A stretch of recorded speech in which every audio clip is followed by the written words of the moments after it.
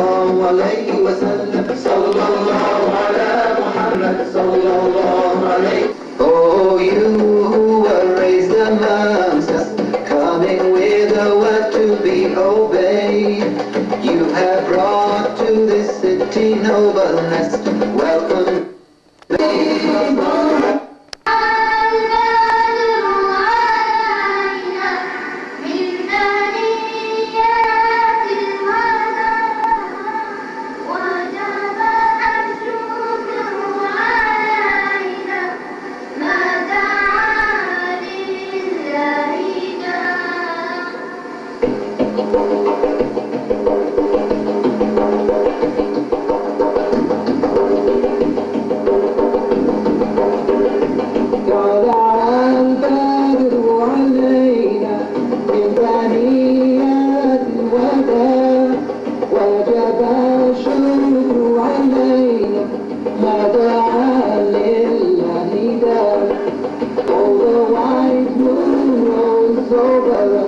From the valley of weather, and we owe it to show gratefulness where the call is to Allah.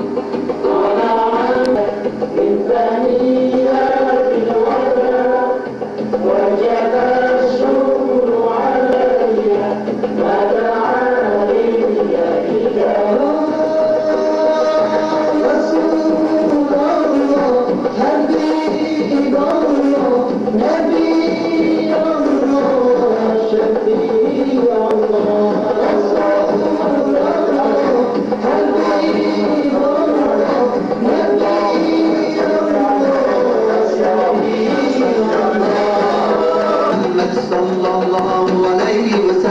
صلى الله على محمد صلى الله عليه وسلم.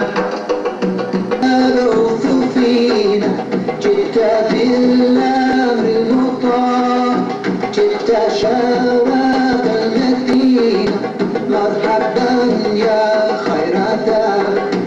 أيها المبعوث فينا جئت بالأمر المطاع، جئت شواب مرحبا يا خيرتا.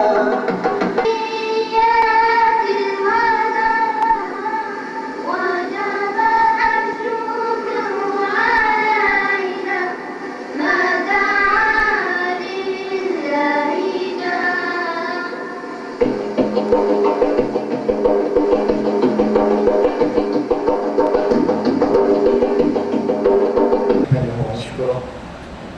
نستعين به جل وعلا، نستهديه ونستغفره، نعوذ به سبحانه وتعالى من شرور أنفسنا ومن سيئات أعمالنا.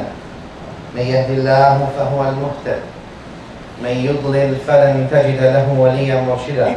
عباد الله، أنصحكم ونفسي الآثمة بتقوى الله، أحثكم وإياها على طاعته، أحذركم وإياها وبال مخالفته جل وعلا ومعصيته.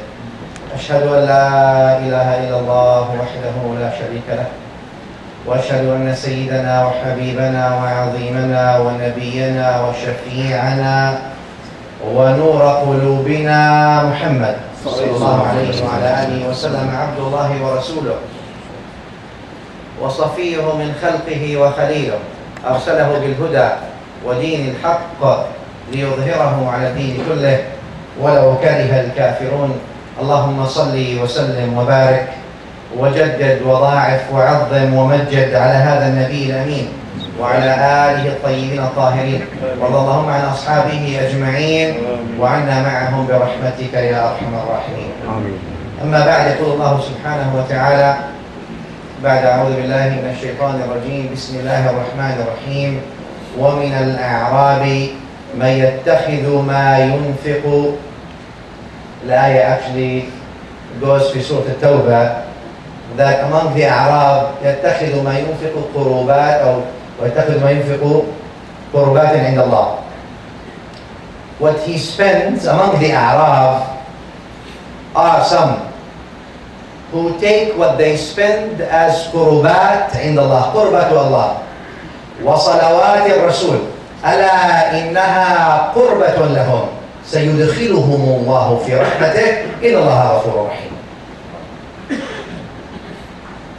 Al-A'rab, let me just start with the A'rab. We've talked about the A'rab before. Al-ayah comes actually after Allah talked about the A'rab. وَالْأَعْرَابُ وَشَدُّ كُفْرًا وَنِفَاقًا.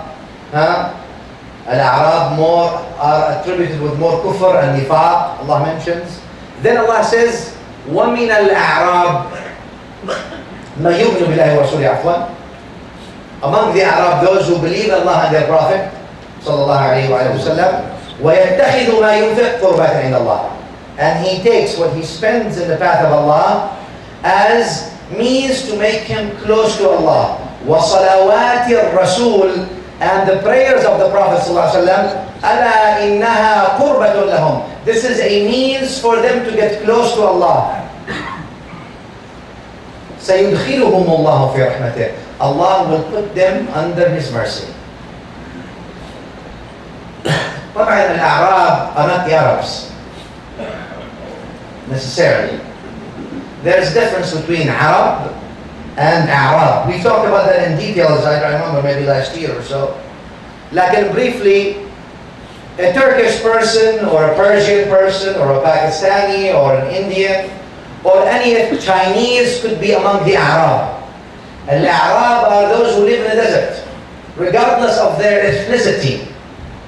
So if someone lives in the desert, far away from civilization or cities, this is called A'rab. Could be French, Arab. And some people think this is Arab, or some people think this is necessarily the Bedouins. Anyway, why did Allah subhanahu wa ta'ala says or before this ayah, وَالْأَعْرَابُ أَشَدُّ كُفْرًا وَنِفَاقًا وَأَجْدَرُ. The ayah before that, you all know the ayah, I'm not continuing. Al-A'rab are more close to kufr and nifaq, and they are more worthy of not knowing the hudud of Allah, not knowing the sharia of Allah subhanahu wa ta'ala. Is there something special against the Arab, those group of people who live in the desert? Does Allah discriminate between His creation? One is, this is destined to good, this is destined to, in a sense like that? No, that's not how it is. Like Allah subhanahu wa ta'ala, so people don't take this. He says, وَمِنَ الْأَعْرَابِ مَنْ يُؤْمِنْ بِاللَّهِ وَالْيَوْمِ الْآخِرِ وَيَتَّخِذُ مَا يُنْفِقُ قُرُبَاتٍ عِنْدَ اللَّهِ. Among the Arab are those who believe in Allah and the Day of Judgment. And they believe and they spend in the path of Allah, seeking to be close to Allah subhanahu wa ta'ala. وَصَلَوَاتِ الرَّسُولِ. And the prayers of the Prophet on them, أَلَا إِنَّهَا قُرْبَةٌ عِنْدَ اللَّهِ. The Quran says this is also a means for them to be close to Allah subhanahu wa ta'ala. سَيُدْخِلُهُمُ اللَّهُ فِي رَحْمَتِهِ. Allah will allow them under His mercy.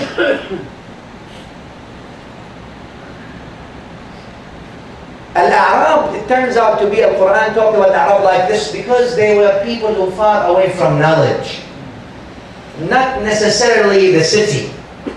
So let's recalibrate the whole point here.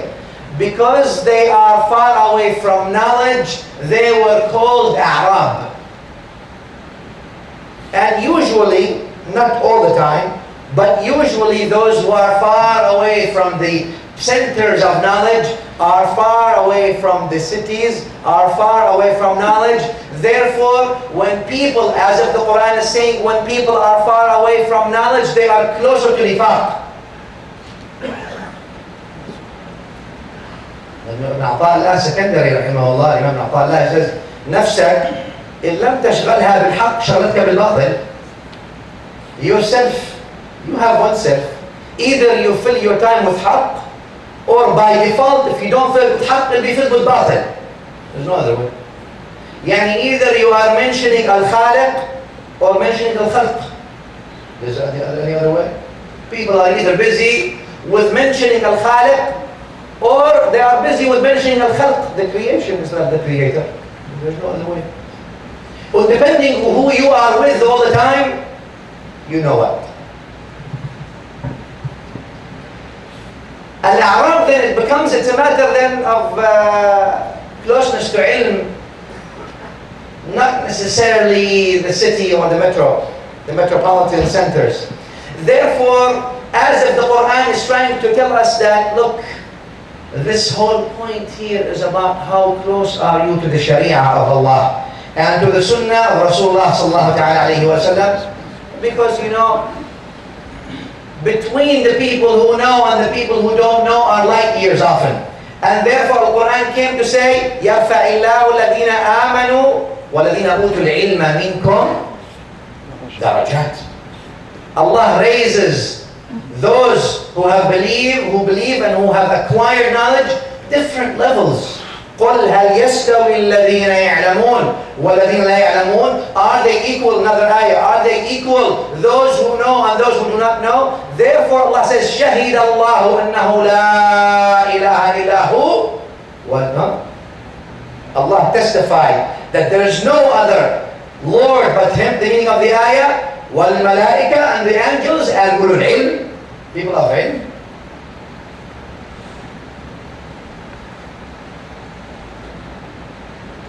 Because, subhanAllah, as if the ilm is like the light that turns darkness and puts light in it. And therefore, those people without ilm are in darkness. Therefore, the first ayah that came in the Quran Kareem, Bismillah ar-Rahman ar-Rahim, Iqra. Read. Read. Now, people always object. Did you read? No. Read. Iqra. First Iqra. Iqra. Al-Quran Al-Kareem first emphasizes on the concept of education. Therefore, Al-Islam and all the prophets before us, يعني موسى وعيسى وإبراهيم, لكن النبي الأعظم صلى الله تعالى عليه وآله وسلم was the first prophet in the sense that we know in the modern times to establish a mandatory education system for everybody. Everyone must be educated. It's not a right of education, it's an obligation to be educated. It's an individual obligation, it's a social obligation, it's a collective obligation. Therefore, by His order, بَلِّغُوا عَنِّي وَلَوْ آيَةً. Give tabligh only an ayah only. Just give it. Obligation. Hadith Ya Aba Dar, hadith Nadu Salu Hasan. It's a Hasan hadith. Ya Aba Dar, that you go and teach one ayah of the book of Allah. One ayah that you teach to others that you know is better for you than such and such. Nabi sallallahu alaihi wasallam counts thousands of things.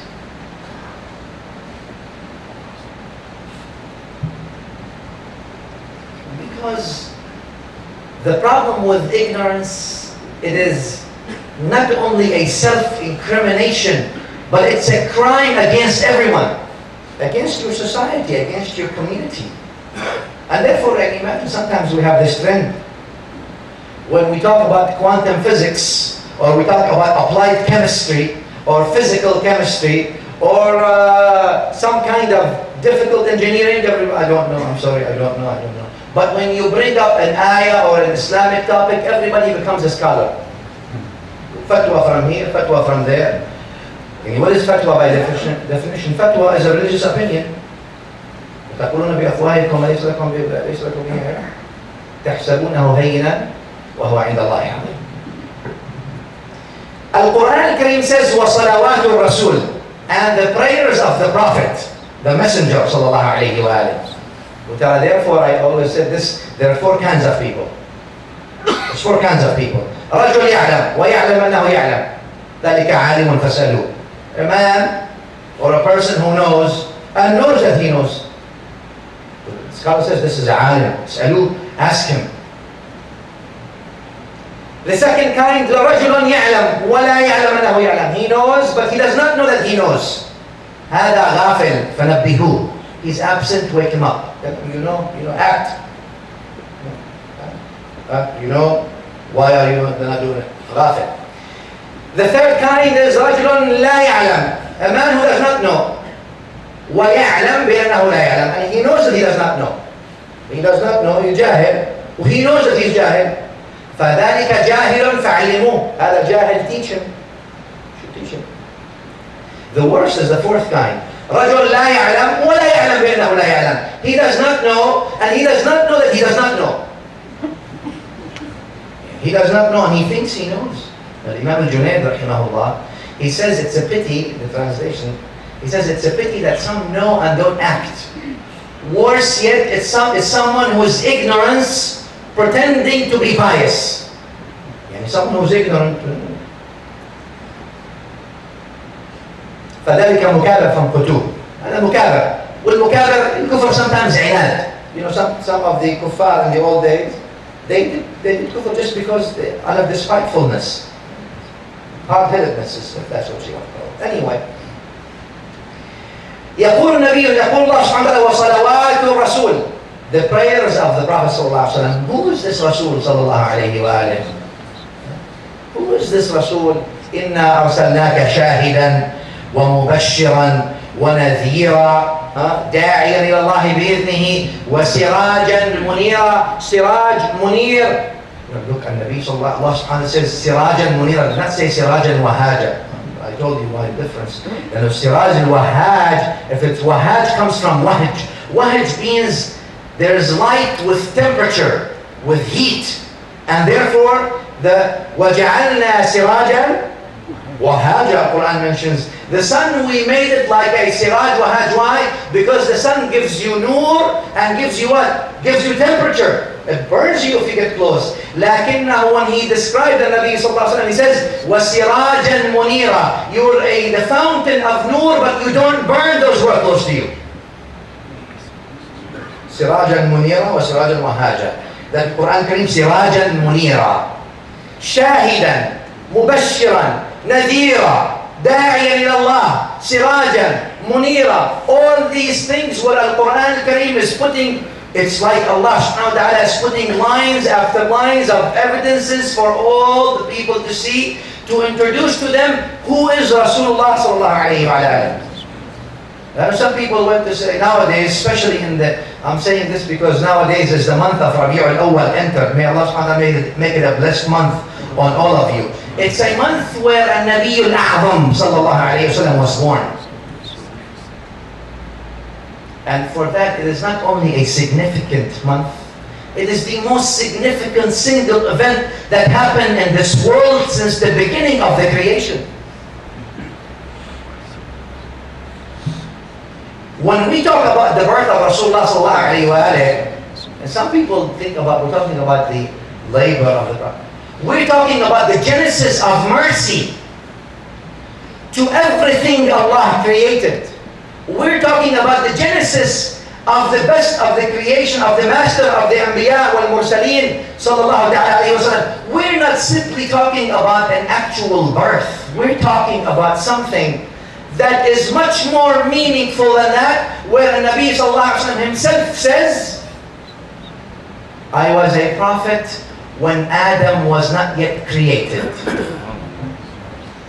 كنت نبيا وآدم بين الروح والجسد. حديث صحيح. Authentic hadith. Authentic isnad. In this beautiful month, where Allah subhanahu wa ta'ala said, وَذَكِّرْهُمْ بِأَيَّامِ اللَّهِ. Remind them with the days of Allah.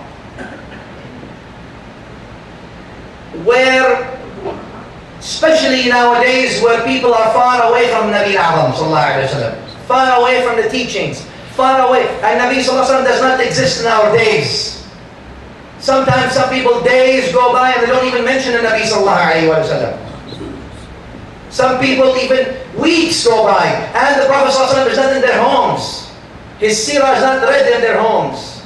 They wake up and they sleep and they eat and he doesn't exist there and on their tongues. He does not exist in their hearts if he exists on tongues. Some people, he exists on their tongues, but he does not exist in their hearts. They don't bring up the love of Rasulullah sallallahu alaihi wasallam all the time in their hearts. And some people, their mind are absent from a Nabi sallallahu alayhi wa sallam.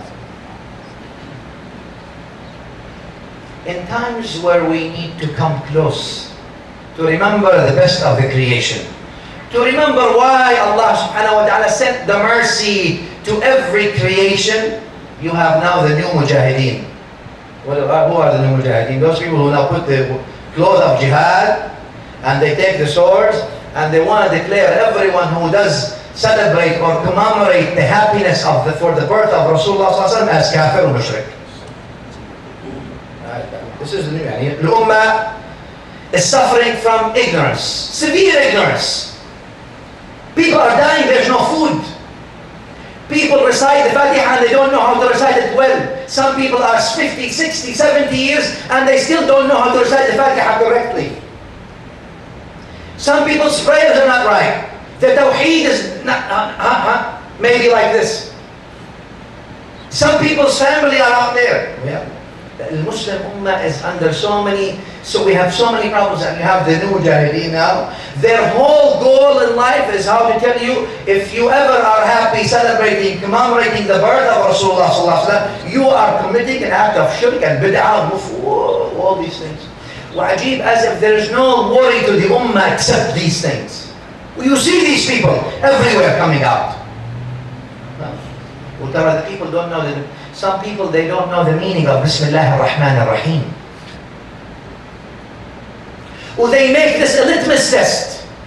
Others, they make this a litmus test. Do you do this or you don't do this? Do you say, you commemorate the birth of Rasulullah sallallahu alaihi wasallam, or you not commemorate?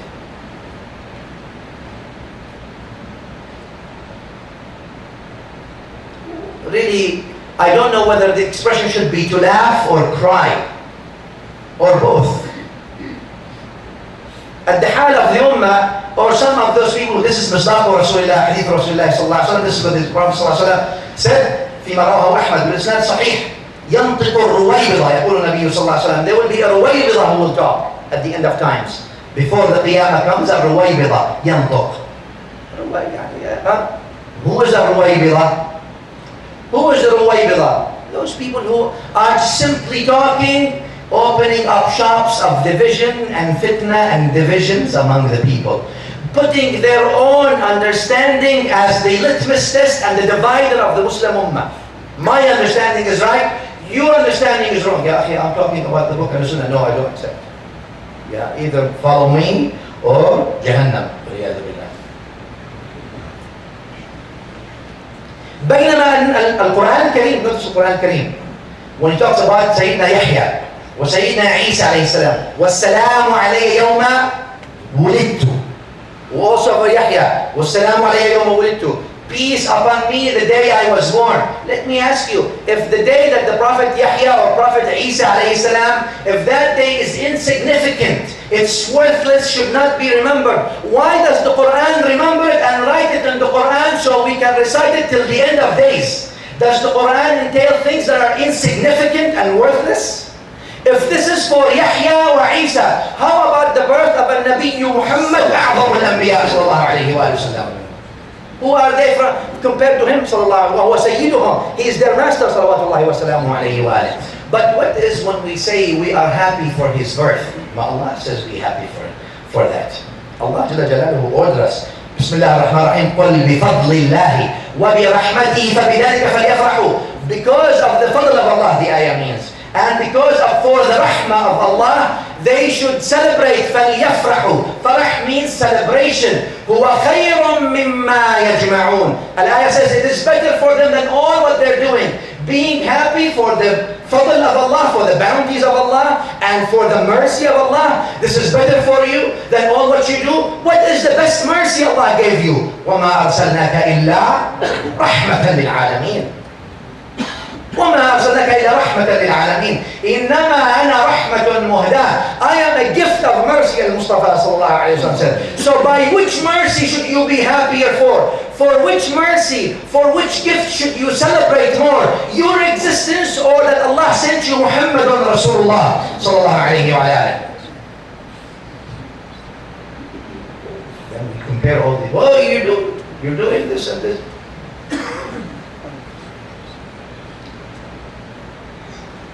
لتعزروه وتعزروه وتوقروه. القرآن says تعزروه, that you sponsor him. توقروه comes from توقير, glorification, you glorify him. No Muslim, contrary to those who insult the intelligence of human beings by telling you if you do these things you become mushrik because you associate with Allah. Ajib. No Muslim in the world believes that he worships Muhammad. Anyone who believes that he is worshipping Muhammad is kafir. But no Muslim No Muslim believes in worshipping Muhammad sallallahu alaihi wasallam. But look what Allah says. Go to the Quran. Bismillah ar-Rahman ar-Rahim. وَمَنْ يُهَاجِرْ فِي سَبِيلِ اللَّهِ. Or afwan. There's another ayah where Allah subhanahu wa ta'ala says, who, basically the meaning of the ayah, who goes to Allah, whose hijrah to Allah and His Prophet, إِلَى اللَّهِ وَرَسُولِهِ. ثُمَّ يُدْرِكُ الْمَوْتِ. Then al-maut, فَأَجْرُهُ عَلَى اللَّهِ. When the maut comes to him, then the reward to Allah, on Allah. Look what Allah says. Yuhajir, the hijrah is where? To Allah and His Prophet. He didn't say you migrate to Allah. You're migrating where? To Allah and His Prophet. Yani in your niyyah, you're migrating to Rasulullah sallallahu alayhi wa sallam as well. Al-hadith fi Bukhari. Open up Bukhari. First hadith. فَمَنْ كَانَتْ هِجْرَتُهُ إِلَى اللَّهِ وَرَسُولِهِ. Whoever is migration, not only to Allah only, Allah did not stop here, Nabi sallallahu alaihi wasallam. Whose migration is to Allah and His Prophet. Yani your niyyah, when you leave your home, you are doing hijrah to Rasulullah sallallahu alaihi wasallam as well. Is this shirk? Allah teaches us shirk in the Quran and the Sunnah. Insulting the intelligence of anybody, regardless whether they know somebody, you tell them this is shirk, and shirk, ashhadu an la ilaha illallah wa anna Muhammadan Rasulullah. Who believes that he is worthy of being worshipped? هذا mushrik. But nobody worships النبي الأعظم صلى الله عليه وسلم, and though he is the best of the creation صلى الله عليه وسلم, but the only one that's worthy of worship is Allah subhanahu wa ta'ala. Therefore you see for Quran al-Kareem so many times, وَاللَّهُ وَرَسُولُهُ وَالَّذِينَ يُؤْذُونَ اللَّهَ وَرَسُولِهِ.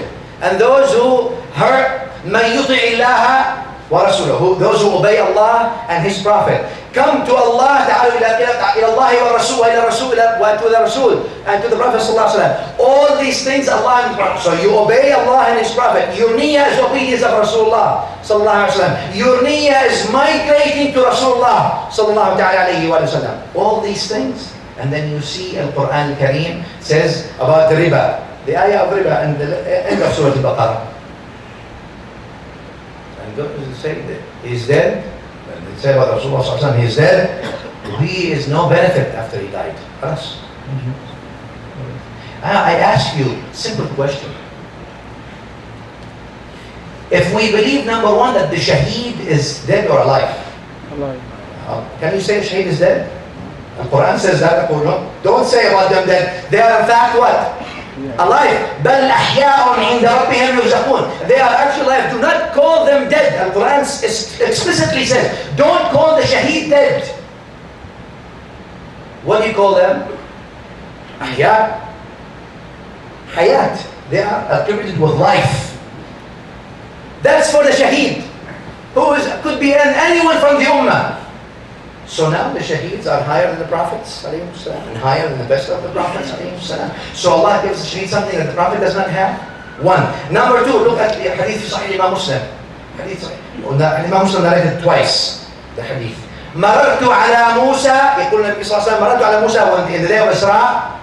مررت على موسى, I stopped by Musa وهو قائم يصلي في قبره. This is the wording of the hadith. And he is standing praying in his grave.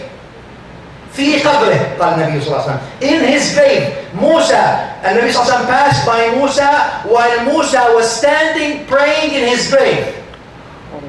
Is Musa dead? And Nabi صلى الله عليه وسلم says Musa is standing and praying. Some people, so if Musa is standing and praying in his grave, does that, or in his barzakh, let's say, and barzakh here, and qabr here, barzakh, is a Nabi sallallahu alayhi wa sallam then? في سورة البقرة, look at Allah subhanahu wa ta'ala what He says. فَإِن لَمْ تَفْعَلُوا فَأَذَنُوا بِحَرْبٍ مِنَ اللَّهِ وَرَسُولِهِ. If you do not stop dealing with riba, the meaning of the ayah, فَأَذَنُوا, then be warned, بِحَرْبٍ, by a declaration, by a war, min Allahi wa rasulih, from Allah and His Prophet sallallahu alaihi wasallam. So if the Prophet sallallahu alaihi wasallam is dead and there's no benefit, it's over, that ayah is invalid, because people nowadays do riba, and that means only Allah fights and Rasul is dead. While the ayah did not say until he lived, until he died. The ayah says, if you don't stop being there, if you don't stop, you shall be having a war from Allah and His Rasul sallallahu alayhi wa sallam. Continuously. How? Allah knows best. That's not our job. We don't know the exact details of Alam al-Barzakh. Lakin the Haya of the Anbiya alayhi salam has no doubt among the Muslims. Don't you see, Hatta ibn Qayyim, who was the student of Ibn Taymiyyah, he mentioned this in his Nuniyah. He says in the poetry, he says, don't you see that his wives, yani Nabi A'zam sallallahu wives, were not subject to be married to anyone after him until they died? For that is a sign that he is alive, sallallahu alayhi wa sallam, and therefore his wives are not subject to marrying anyone else after him. Ibn Qayyim al-Jawziyah, but what they're saying doesn't happen.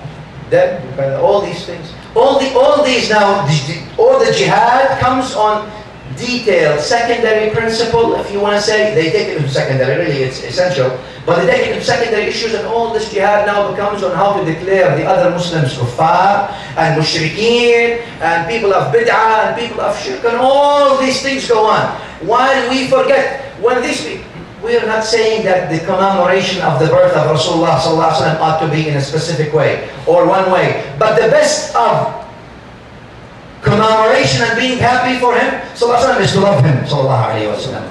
Look, when you are happy for something, the highest thing you can do is assign a worship specific to that event. The highest thing. If you are happy for a certain day, the highest thing you can do is make a worship specific to that day. When Nabi sallallahu alayhi wa sallam made a specific worship specific to the day he was born. But not only any worship, he made the highest act of worship specific to the day he was born. For a salah, Allah rewards you with a salah. And a zakah, Allah rewards you for the zakah. And a hajj, Allah rewards you for the hajj. But illa sawm, I reward my slave everything he does. إِلَّا صَوْمْ فَإِنَّهُ لِي وَأَنَا أَجْزِي بِهِ. Except fasting. For fasting is the highest act of worship. Allah declares in the hadith that's authentic, sahih. As-sawm is for me and I reward for sawm. Nobody can reward for sawm. For salah you get rewarded, for zakah you get rewarded, for hajj you get rewarded, except fasting. If you fast sincerely for Allah Ta'ala, only Allah knows the magnitude of this reward for siyam. وَالنَّبِيُّ الْأَعْظَمُ صلى الله عليه وسلم, he assigns a specific worship to the day he was born by specifying a fasting of the day of Monday. والحديث في Muslim, it is authentic, where he's asked, Ya Rasulullah, why are you fasting Monday? He says, it's a day I was born in. Only a day I was born. ذَلِكَ يَوْمٌ وُلِدْتُ فِيهِ. Why are you fasting Monday? The day I was born in. Specifying the worship? No. Highest of worships? No. Well, how about all these commemorations? They all have bid'ahs. We're not talking about the people of bid'ah. We're talking about the people who are happy, they gather and they talk about Rasulullah sallallahu alayhi wa sallam, and they talk about his seerah, and they make it a memory not only on the 12th of Rabi'ul Awwal, but every Monday is 12th of Rabi'ul Awwal for them, and not only that, every day they are happy for Rasulullah sallallahu alayhi wa sallam. And for the new, so-called, the new kind of mujahideen now against the Muslims, who unleash all these terror, actually. It is actually terror. It's an intellectual terrorism. That's what it is. هذا مشرك وهذا كفر. This is this one. I have heard this sometimes here. أعوذ بالله. But first, did you learn how to do istinja and istibrar? Do you know how to do your wudu? Do you know how to recite the Fatiha? Before you declare half of the ummah kuffar, and you strip them from their rights, and you put half of the people in Jahannam, do you know where you stand with Allah subhanahu wa ta'ala? Or do you think because you learned one word and you repeat it like a parrot without understanding it, that means you have the key to Jannah and Jahannam? Why don't you worry about yourself? Focus about improving your own iman and perfection. أقول قولي هذا وأستغفر الله.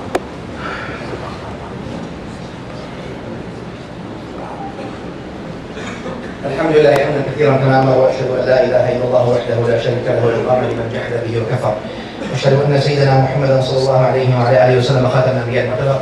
صلى اللهم وسلم وبارك على هذا النبي وعلى اله اهل الفقه والنظر والعلم والاثر وعلى من باثارهم اقتفى واعتبر. I'm sorry I didn't realize the time. Let me just say this word. Look at the ayah that we started with. وصلاة الرسول, وصلوات الرسول, and the prayers of the Prophet. Among these people of the Arab who believe in Allah and the day of judgment, and they وينفق, but they spend. Why? Because they want to have the qurbah of Allah subhanahu wa ta'ala. وصلوات الرسول ألا إنها قربة لهم. And the salawat of Rasul, يعني the dua, the prayers of Rasulullah sallallahu alaihi wasallam, it is a means of closeness to them, to Allah. So I ask you today, when you make salam on Rasulullah, you say Allahumma salli ala Muhammad wa ala ali Muhammad. Doesn't we all know by definition, the hadith is authentic, that a Nabi responds to you saying wa alayka salamullahi wa rahmatuhu wa barakatuh at least? So is this dua from Rasulullah for you or not? It is. By definition, if Rasulullah tells you that salam from Allah upon you, this is the dua from Rasulullah sallallahu alaihi wasallam to you. If that dua is from Rasulullah sallallahu alaihi wasallam to you, does that help you in the dunya and the akhirah, or doesn't it help you? Does he help you after he passed to the next world, or doesn't he help you? By remembering him, he helps you, sallallahu alaihi wasallam. For he replies back to your salam, and there's not 1 second that goes by in this time without somebody making salam and salam to him, sallallahu alaihi wasallam. And he's returning that salam to his ummah. So he, sallallahu alaihi wasallam, not only benefited us when he was alive, but he benefits us in alam al-barzakh, and he benefits us wherever he is and wherever we are. He is close to us if we think we are close to him, if we realize that we are close to him. But if we are far away from him and we're taking all the weapons now to fight his seerah, if you don't want to do the celebration or the commemoration of the Mawlid, give alternative, give them history, give them hadith, give them something, but don't let them just fight this and forget about the seerah of Rasulullah. And the significant event, which is the birth of Rasulullah, it is a very significant. We have to understand these things. وصلى الله على محمد وآله. اللهم صل على محمد وعلى آل محمد كما صليت على إبراهيم وآل إبراهيم. بارك على محمد وعلى آل محمد كما باركت على إبراهيم وعلى آل إبراهيم في العالمين إنك حميد مجيد. اللهم انصر الإسلام والمسلمين، أعلي مولانا كلمة الحق والدين. اللهم من أراد بالإسلام والمسلمين خيرا فوفقه إليه، من أراد بهم غير ذلك فاجعل دائرة السوء عليه. اللهم رد المسلمين إلى دينك ردا جميلا. آت أنفسنا تقواها وزكها أنت خير من زكاها، أنت وليها ومولاها. اشف اللهم مرضانا وعاف مبتلانا، فك أسرانا وارحم موتانا. اغفر اللهم لنا ولآبائنا ولمشايخنا ولمن له حق علينا، ولمن على الخير أعاننا وعن الشر أبعدنا، ولمن أوصانا بالدعاء. وصلى الله وسلم على سيدنا محمد وآله. الحمد لله نحمده ونشكره، نستعين به جل وعلا، نستهديه ونستغفره، نعوذ به سبحانه وتعالى من شرور أنفسنا ومن سيئات أعمالنا. من يهدي الله فهو المهتد، ومن يضلل فلن تجد له وليا مرشدا. عباد الله، أنصحكم ونفسي الآثمة بتقوى الله، أحثكم وإياها على طاعته، أحذركم وإياها وبال مخالفته جل وعلا ومعصيته. أشهد أن لا إله إلا الله وحده لا شريك له، وأشهد أن سيدنا وحبيبنا وعظيمنا ونبينا وشفيعنا وسيدنا محمد صلى الله عليه وعلى آله وسلم عبد الله ورسوله ونبيه وصفيه من خلقه وخليله، أرسله بالهدى ودين الحق ليظهره على الدين كله ولو كره الكافرون. اللهم صل وسلم وبارك وجدد وضاعف وعظم ومجد على هذا النبي الأمين وعلى آله الطيبين الطاهرين، وارض اللهم عن أصحابه أجمعين وعنا معهم برحمتك يا أرحم الراحمين. أما بعد، يقول الله سبحانه وتعالى في المحكم بعد أعوذ بالله من الشيطان الرجيم، بسم الله الرحمن الرحيم: ربنا أنزل علينا مائدة من السماء. قال عيسى ابن مريم: اللهم ربنا أنزل علينا مائدة من السماء تكون لنا عيدا لأولنا وآخرنا وآية منك وارزقنا وأنت خير الرازقين. الآية الكريمة في سورة المائدة, where Allah subhanahu wa ta'ala first tells us about the Hawariyin. Al-Hawariyin, yani the companions of Isa alayhi salam. The close companions of Isa. يعني الصحابة of سيدنا عيسى صلوات الله وسلامه على نبينا وآله. الحواريين, the companions of Isa, what they say in the ayah before this, قال الحواريون يا عيسى ابن مريم أيستطيع ربك أن ينزل علينا مائدة من السماء. Can your Lord send us a supper or a maida, basically tray filled with food from heavens? Isa يقول اتقوا الله إن كنتم مؤمنين. Sayyidina Isa tells them, you have taqwa of Allah. If you were to believe, why would you want something like that? Why would you want, since you believe in Allah and the Day of Judgment, why would you want food to be revealed, a tray of food to be revealed from descending from heavens? قالوا, they want to eat, نأكل منها, they want to eat from it. طبعا المفسرين, they have an opinion in this, so we don't go off.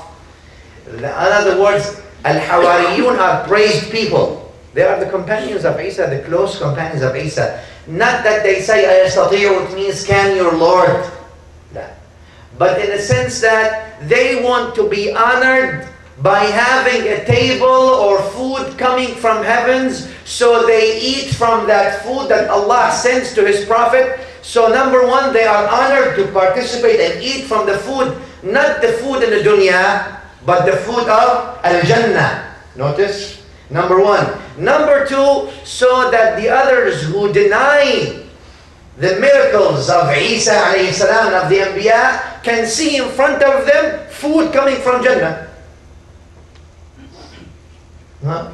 So they can use it also as an evidence for other people to see. Some people are like this. يعني النبي الأعظم صلى الله عليه وآله, Allah gives them a Quran challenging. Al-Quran al-Kareem, ongoing challenge. They want food. They told them, you try to challenge the Quran. Because people want to see. Did you go to Jerusalem, to Bayt al-Maqdis? He went. He described to them how the path was, though he never left Mecca. In front of them, he lives among them. It's not like millions of people living in Mecca at that time. Never left Mecca. Described to them everything that was all the way to Al-Quds, Bayt al-Maqdis. Came back, told them who the things are, what tribes are traveling. They still want to. They don't. It's not the point of that. So you see, it's the point of argument. There are people who just want to argue. They're not truth seekers. Allah says these people, which means أعرض عن الجاهلين. Avoid them. It's not about getting the truth. It's about getting what they want. And even if you give them what they want, you don't think that this is going to stop right there. La, la, la. There's only going to be another thing. The companions of Isa, they want this. Isa alayhi salam, Imam al-Razi, al-Tabari, al-Qurtubi, or many of the Mufassirin of Ahl Sunnah, they want to say that Isa alayhi salam went and cried, wept, and asked Allah, prayed to Allah subhanahu wa ta'ala that Allah reveals a ma'idah, sends a ma'idah from heavens. Allahumma أنزل علينا مائدة من السماء. Oh Allah, Isa alayhi salam is saying. Now this is, Allah is saying on behalf of Isa. What is Isa alayhi salam saying? Nabiullah, Nabiullah wa Musa, Rasul, min ulil azm. أنزل علينا, give us, send us مائدة, a tray filled of food من السماء, from heavens, من الجنة يعني. تكون لنا عيدا لأولنا وآخرنا. That this tray that we will have, that day where the tray is coming from heavens, we will make it a Eid. تكون لنا عيدا, it will be Eid for us. لأولنا وآخرنا, to those of our nation that come in the beginning and at the end, even the last ones will celebrate this Eid of the day that the Ma'idah, or the day that this tray of food was revealed from heaven. Eid. Eid in the Arabic language means Ya'ud, which means a day that comes all the time. Yani repeats itself. So the day that the Ma'idah is revealed will be a day that we will glorify. يعني يوما نعظمه. Eid, which means a day for glorification. That we remember that day all the time for generations to come, and we praise you on that day.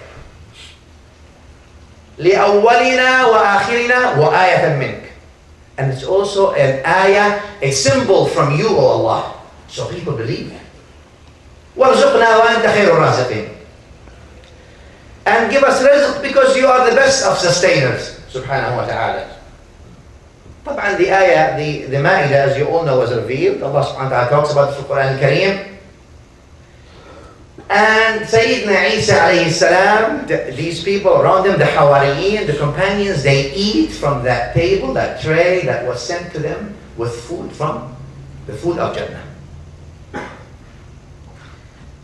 Obviously, there is a point here that Sayyidina Isa was making, that the day that this Ma'idah or this tray filled with food was going to be descending to earth, will be a day, or the day that this tray will come to earth will be a day that will be made as a Eid, a day of glorification, a day that we remember all the time, and we are thankful to you, O Allah, because of that.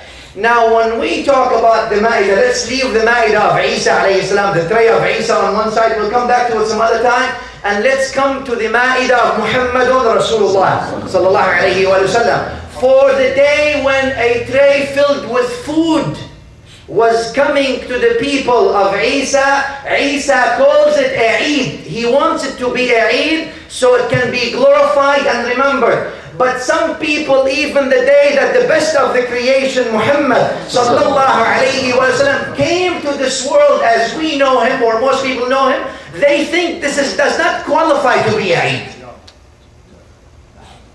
And I wonder which one is greater, a table filled with food or Sayyid al-Awwaleen wal-Akhirin. I am not talking about the maqsad. For the maqsad of being happy for the birth of Rasulullah sallallahu alayhi wa sallam is the core of Islam, and anyone who is not happy for that birth is kafir by definition. I'm not talking about the maqsad. Absolutely not. We're talking about the wasa'il. The wasila. In the fiqh we have maqasid and we have wasa'il. The maqsad is being happy for the birth of Rasulullah salawatullahi wa salamu alayhi. And we are now in the month of Rabi', and Rabi' al-Awwal is the month of the birth of the rest of the creation sallallahu alayhi wa sallam. For the maqsad, Allah subhanahu wa ta'ala dictates the maqsad. في سورة يونس, بسم الله الرحمن الرحيم, قل بفضل الله وبرحمته فبذلك فليفرحوا. Say, because of the fadl of Allah, the bounties of Allah, and for the rahmah of Allah, they must be happy. يفرح, farah means happy. Yani celebrations, not smiling. Farah, celebration in the Arabic language. Al-Razi rahimahullah, in his tafsir Kabir, the Imam Al-Razi, says here there's a point, فَبِذَلِكَ, when Allah mentions, because for the fadl, for the bounties and for the rahmah of Allah, they should be happy. He says they, or for that, it is exclusive. It means because of that only people should be happy. Because of the mercy of Allah, people should be happy. In other words, Al-Razi is saying that for anything else, really, you should not be that happy. The only reason that should make you happy is the mercy of Allah Rabbul Alameen. And then you ask yourself, what bigger mercy, what greater mercy is there than the mercy of Muhammadun Rasulullah? Bismillah ar-Rahman ar-Rahim. وَمَا أَرْسَلْنَاكَ إِلَّا رَحْمَةً لِلْعَالَمِينَ. Mercy. So if people are not happy for the birth of him, sallallahu alayhi wa sallam, then what should they be happy for? Then it's not that. You see, Al-Quran Al-Kareem goes to say, and we're talking about the maqasid now, where you see Al-Quran Al-Kareem goes, Allah Jalla Jalaluhu says, Al-Quran Al-Kareem, Bismillah ar-Rahman ar-Rahim, ذَكِّرْهُمْ بِآيَاتِ اللَّهِ. Well, actually, even another ayah, وَكُلًّا نَقُصُّ عَلَيْكَ مِنْ أَنْبَاءِ الرُّسُلِ مَا نُثَبِّتُ بِهِ فُؤَادَكَ. Look at this ayah. في سورة هود الآية. What Allah says to the Prophet sallallahu alaihi wasallam, He says, which means I am telling you about these news of the messengers before you, the seerah of the messengers before you. Why? نثبت به فؤادك. We firm or we strengthen your heart. Because when you hear about how the messengers before you were tortured, and how their seerah was, and how their beginning, and how the people around them, and all these things, then that will strengthen you. Yani Nabi al-Azam, of course, obviously, is attributed with the highest maqam of iman that any creation may have. That increases his perfection of iman, salawatullahi wa salamu alayhi wa alayhi, as the Quran mentions. Look at that. So, nowadays, the Muslims have been doing that since the 2nd century of Hijrah, unlike what some people think. They gather on days, not necessarily one day a year, for that would be a bid'ah, obviously. If people gather one day a year only, limiting that to one day, and not allowing any other day, that would be exclusively a bid'ah by definition. But then people gather on days where the Prophet ﷺ was born, especially during the month of Rabi', during every Monday, for example, to remember Rasulullah ﷺ, to talk about his seerah, to talk about his struggle, to talk about his beautiful characteristics, to talk about his shama'il and his khasa'il, to talk about the beauty that he has, sallallahu alayhi wa sallam, the beauty that are internal and the beauty that are external that he had, sallallahu alayhi wa sallam. So this way they fill the hearts of the believers with the nur of Rasulullah sallallahu alayhi wa sallam, so much that people yearn to see him, to be with him, to listen to him, so much that the dhikr of Rasulullah sallallahu alayhi wa sallam is on their tongues and in their ears, and his image is in their eyes, and his thoughts and his teaching are in their mind. This is the whole point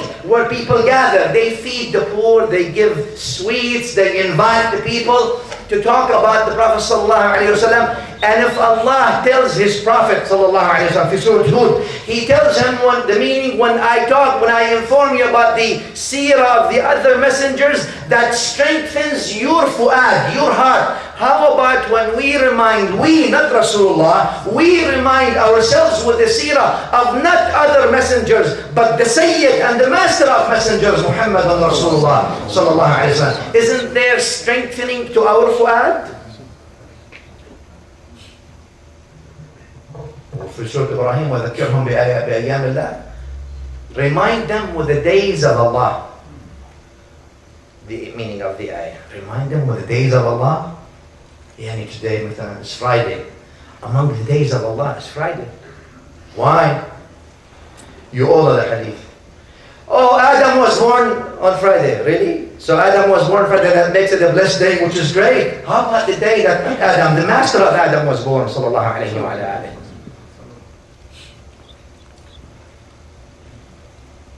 So when we talk about these things, when reminding people with the days of Allah subhanahu wa ta'ala, and the day the Prophet sallallahu alayhi wa sallam was born is among the days of Allah, among the glorious days that Allah subhanahu wa ta'ala created. And therefore, I always say that the month of Rabi' we do not congratulate the month of Rabi', but the month of Rabi' congratulate the Muslims for receiving Rasulullah sallallahu alayhi wa sallam.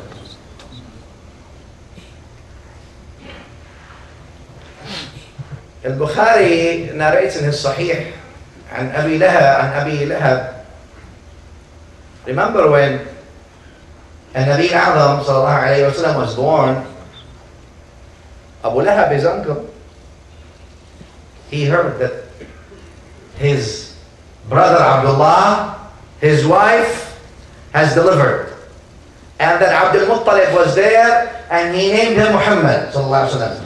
The slave or the maid that came running to Abu Lahab, telling Abu Lahab, the kafir, Bismillah ar-Rahman, tabbat yada Abi Lahabin wa tab. Quran came in Abu Lahab, revealed the whole surah, Abu Lahab.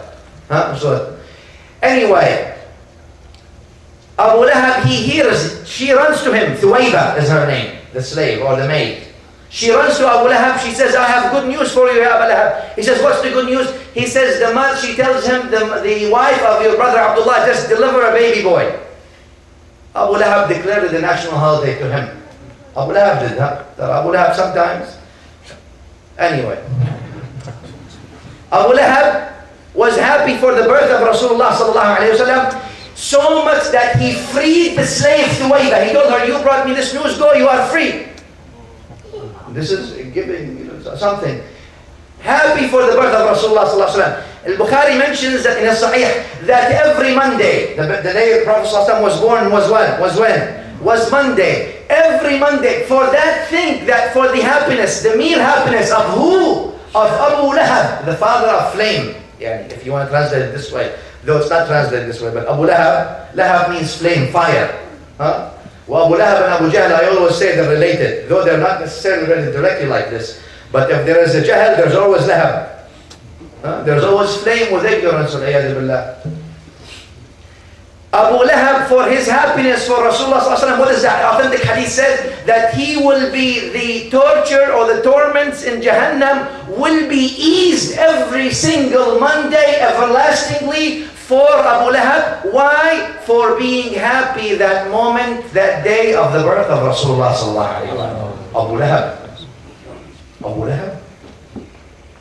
Allah will ease on Abu Lahab for being happy for Rasulullah sallallahu alaihi wasallam. Ibn Nasr ad-Din Dimashqi, he says in the poetry, when he is he's a hafiz, يعني من علماء الحديث, not hafiz of Quran like nowadays. People, those who memorize Quran Kareem, they call him hafiz. That's not called hafiz according to the scholars, obviously, as you all know. Al-hafiz according to the scholars is hafiz al-hadith.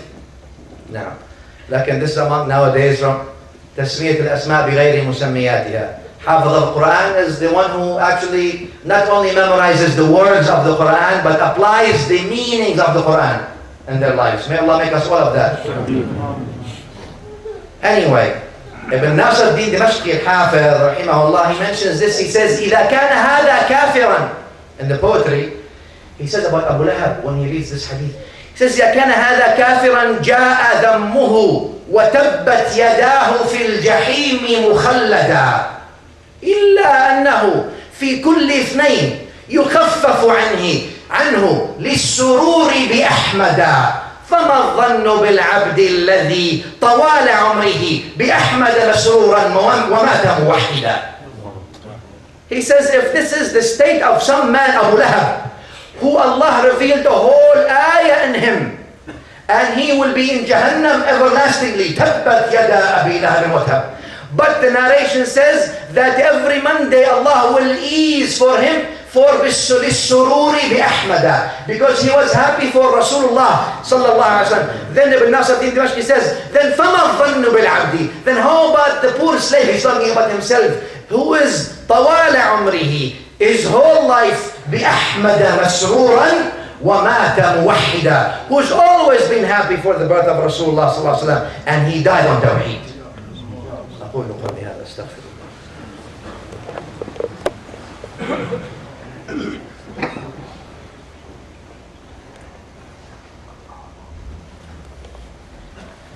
الحمد لله حمدا كثيرا كما أمر، وأشهد أن لا إله إلا الله وحده لا شريك له إرغاما لمن جحد به وكفر، وأشهد أن سيدنا محمدا صلى الله عليه وعلى آله وسلم خاتم الأنبياء المعتبر. صلى اللهم وسلم وبارك على هذا النبي وعلى آله أهل الفقه والنظر والعلم والأثر، وعلى من بآثارهم اقتفى واعتبر.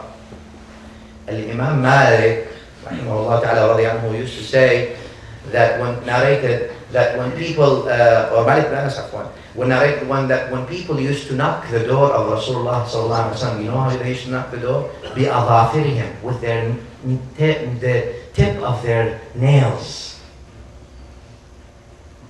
with the tip of their nails.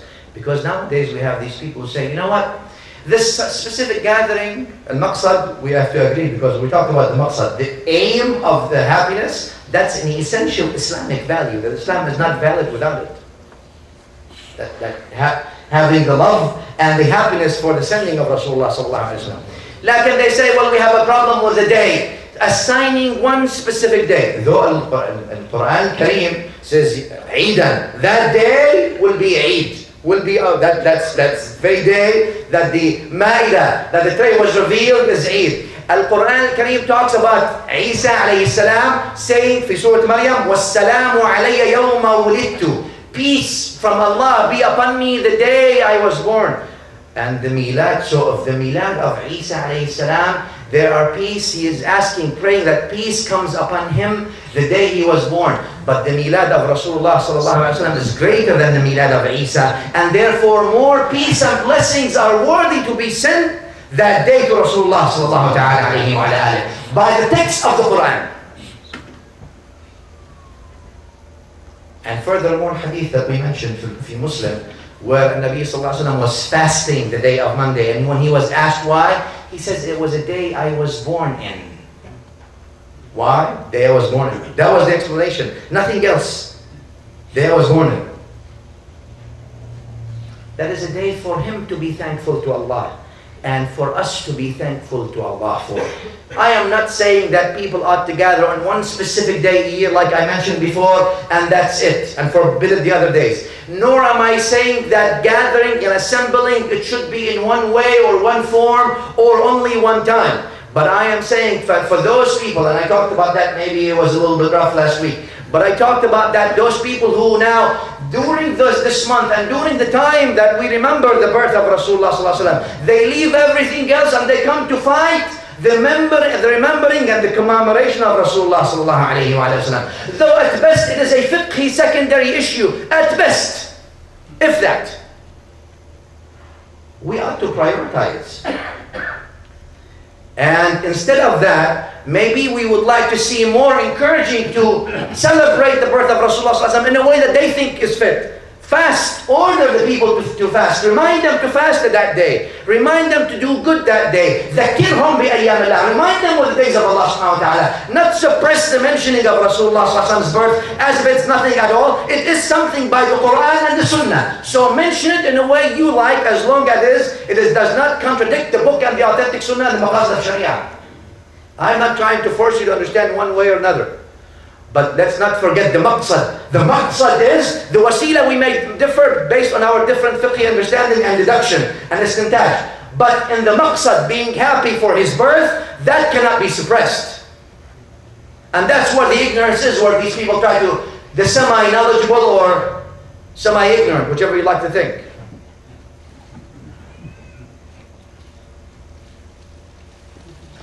And I'll finish with this. Some people, I want to be happy for the birth of Rasulullah sallallahu alaihi wasallam, just like Abu Bakr or Umar or Uthman or Ali did. You know, there was no gathering. How dare you mention that?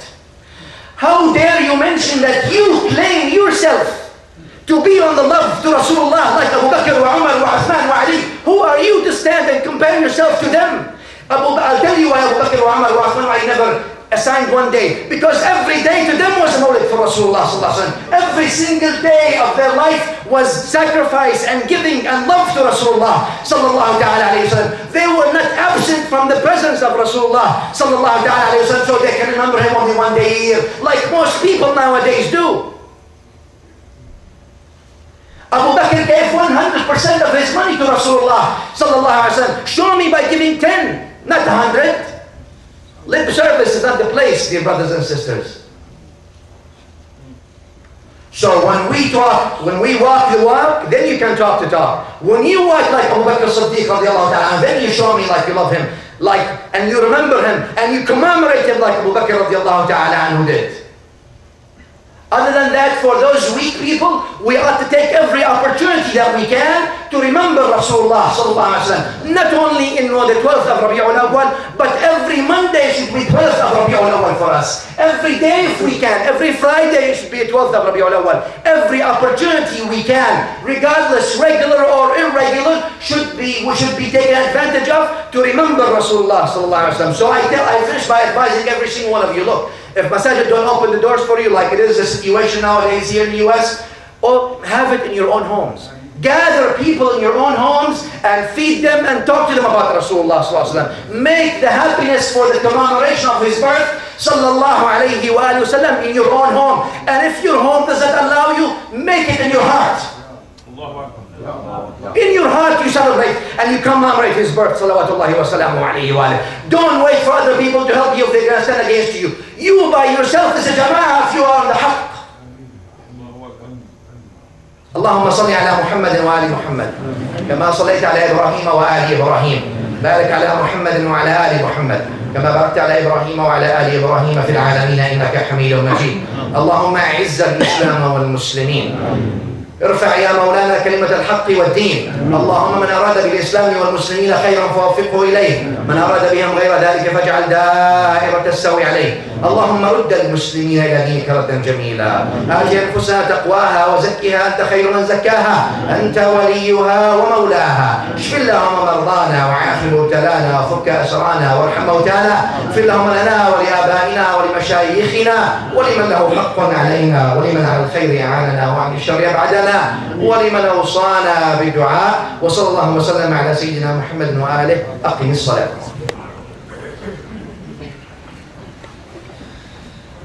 الله أكبر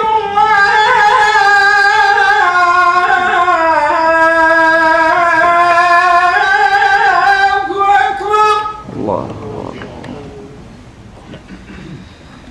أشهد أن لا إله إلا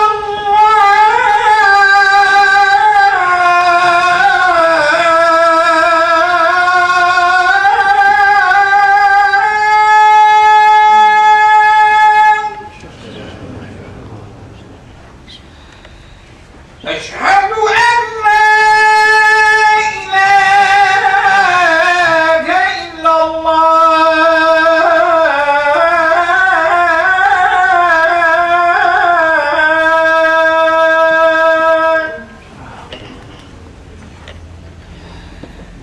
أشهد أن محمدًا رسول الله.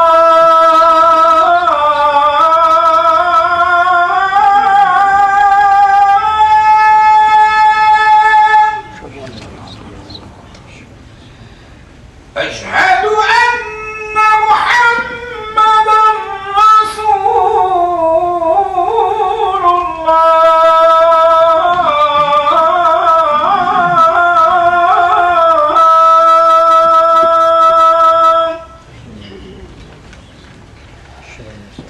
حي على الصلاة.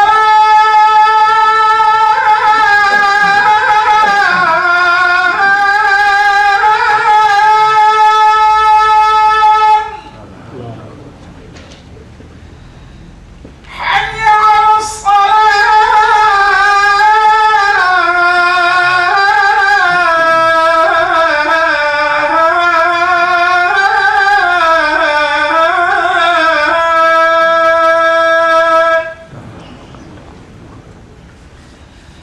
حي على الفلاح.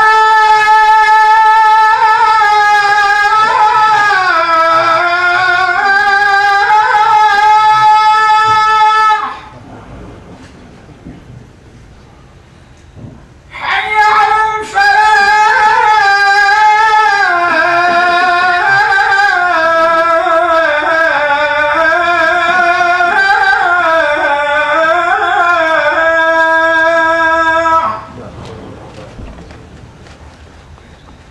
الله أكبر.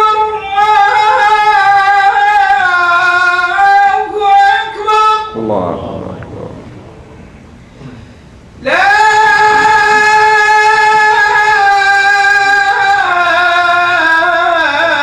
إله إلا الله.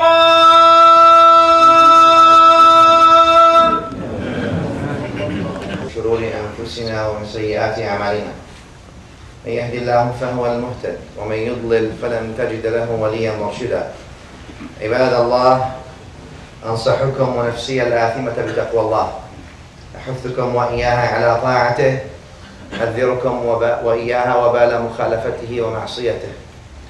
أشهد أن لا إله إلا الله وحده لا شريك له، وأشهد أن سيدنا محمدا صلى الله عليه وعلى آله وسلم عبده ورسوله وصفيه من خلقه وخليله أرسله بالهدى ودين الحق ليظهره على الدين كله ولو كره الكافرون.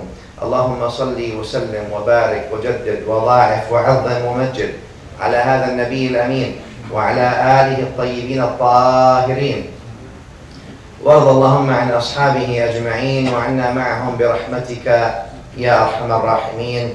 أما بعد، يقول الله سبحانه وتعالى في المحكم بعد أعوذ بالله من الشيطان الرجيم: بسم الله الرحمن الرحيم. أشحة عليكم فإذا جاء الخوف ترى أعينهم ينظرون كالذي يغشى عليه من الموت، فإذا ذهب الخوف سلقوكم بألسنة حداد أشحة على الخير أولئك لم يؤمنوا فأحبط الله أعمالهم وكان ذلك على الله يسيرا. The ayat are in Surah Al-Ahzab. والآية الكريمة, in the general meaning of it, it talks about the munafiqeen. Basically, it says أشحة عليكم. Shih is not usual misery. Some people are, there's level, but this is extreme. When someone is extremely stingy or extremely a miser, it's called shahih, ashihha. Allah subhanahu wa ta'ala says, number one, they are ashihhatan alaykum. Alaykum who? Al-mu'mineen. Anybody else other than them? One. Number two, فَإِذَا جَاءَ الْخَوْفُ, when the fear comes, when the situation is tough, what happens? You see them, Al-Quran says, which means you see them looking at you, you see their eyes looking at you, their eyes are tadur, moving as if they're almost losing their consciousness from fear. Coward, state of being coward. Jubn. فَإِذَا ذَهَبَ الْخَوْفُ, Al-Quran then says, when the state of being fearful, or when there's no more fear, when safety comes and prosperity happens, when everything is great, what happens? Allah says, سَلَقُوكُمْ بِأَلْسِنَةٍ حِدَادٍ. سَلَقُوكُمْ, salaqa is so almost like when you boil food, when you cook food, cooking, they cook you with their tongues, Al-Quran Kareem mentions. سَلَقُوكُمْ بِأَلْسِنَةٍ, they cook you with their tongues. Allah does not leave tongues, but they says hidad, sharp tongues, cooking and sharp. Look at how Al-Quran Kareem puts the picture. أَشِحَّةٍ عَلَى الْخَيْرِ. Not only that, but they are misers to even give you what you rightly so qualify for, what you rightly so, your own characteristics. They're not even willing to give you that. Allah says, أُولَٰئِكَ لَمْ يُؤْمِنُوا. These people are people who don't believe. فَأَحْبَطَ اللَّهُ أَعْمَالَهُم. Allah destroyed all their good deeds that they have done. It means they have done some good deeds. وَكَانَ ذَلِكَ عَلَى اللَّهِ يَسِيرًا. This is easy for Allah indeed. Allah mentions. طبعا, we all know, in the beginning of the message of Rasulullah sallallahu alayhi wa sallam, the shakhsiyya al-Islamiyya, and if we were to say the Islamic personality of the state, of the ummah, was being formed, was being babysit in a sense, if you want to say. And Nabi al-A'zam sallallahu alayhi wa sallam was nourishing the people, little by little, bringing them, strengthening their iman, fudging the gaps, finessing their differences, taking care of them more than a mother would take care of her own infant. Therefore, Allah subhanahu wa ta'ala, when He describes His beloved sallallahu ta'ala alayhi wa alayhi wa sallam, He gives him two of His own names, Ra'ufan Rahima. Al-Ra'uf huwa Allah, Wal-Rahim huwa Allah. Lakin Allah subhanahu wa ta'ala Himself appoints or assigns these two names to His beloved, Al-Nabi Al-A'zam sallallahu ta'ala alayhi wa sallam. لَقَدْ جَاءَكُمْ رَسُولٌ مِنْ أَنفُسِكُمْ. You all know the ayah, بِالْمُؤْمِنِينَ رَؤُوفٌ Rahim. Rahim, and Ra'uf, these two qualities of a Nabi Mustafa salawatullahi wa salamu alayhi wa alayhi, was taking the believers little by little so that they're fragile until their iman is strong, until he built them the way Allah subhanahu wa ta'ala permitted him to do. Obviously, in that progress of building the human being, and by the way, Tara, this is the most difficult thing. It's easy to build a masjid, it's easy to build a university, it's easy even to establish a whole new country. That's not a big deal. You just need some power and political will, and you can do whatever you want. You can be rich, you can be whatever you want to do. Like in building the human being, that's the most difficult thing. And this is the job of the Anbiya alayhimus salam. Their job was to build the human beings, to establish that human being, so that human being fulfills its promise.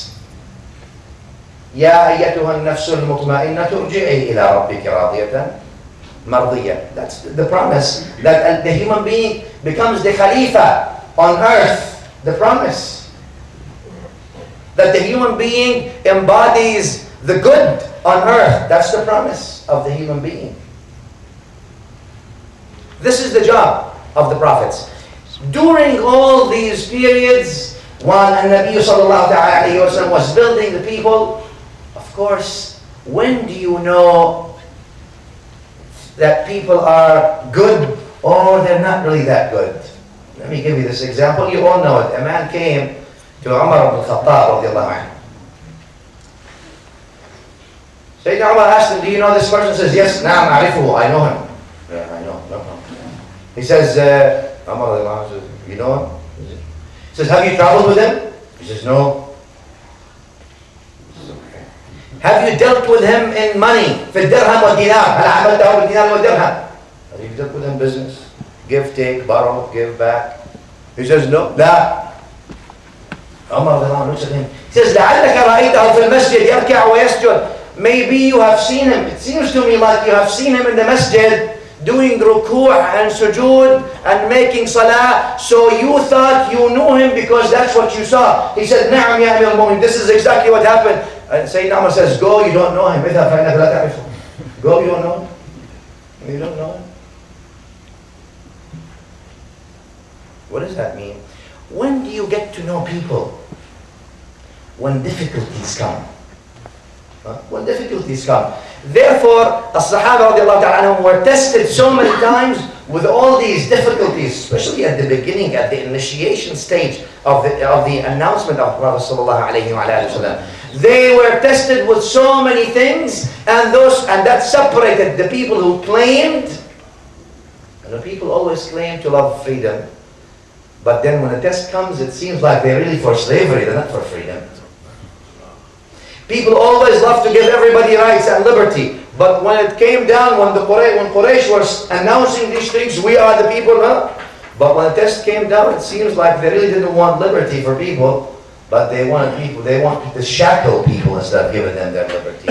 Quraysh was always claiming that they were looking for justice. Lakin at times really when the Nabi sallallahu alayhi wa sallam came and announced that, it seems like they were not necessarily looking for that. It was more of a label than anything. But as-Sahaba radiallahu anhum did not simply sit like this. They were subjugated now to the machine of the propaganda and torture of Quraysh. That separated, of course, people. Because you know your close companions in tough times, not in good times. In good times, everybody is your friend. When you have money and you have power, everybody, you don't know who to call, and everybody calls you and say salam. But when things get tough and there's no more money and there's no more power, إذا قل مالي, like the poet says, إذا قل مالي فما خل يصاحبني وفي الزيادة كل الناس خلاني. When my money is low, nobody is around me. But when I have a lot of money, everybody is my friend. At the times of difficulty, that's when you see the real material of people. Because الناس معادن, as the Nabi sallallahu alayhi wa sallam said. Ma'adin means people are material. This is what's their raw material. Their raw material shines, regardless how much plating they put on the top. And you bring a tree that the fruit of the tree is bitter, and even if you plate it with chocolate, the fruit will always be bitter. just the way it is. Now, you can play it as much as you want. These kinds of testing actually separated things and matured also the society, the Muslim society that was being built. Obviously there are tests in that and there are lessons to learn. The problem was not as much in those who declared themselves kuffar. That was not the problem as much. Why? It was a problem, but it was obvious. The problem was with those who are munafiqeen. What is a munafiqeen? We don't want to talk about it for a long time. But let's say two faces. Two faces. Face here, face there. Allah subhanahu wa ta'ala says about these people, now let's go back to the ayah.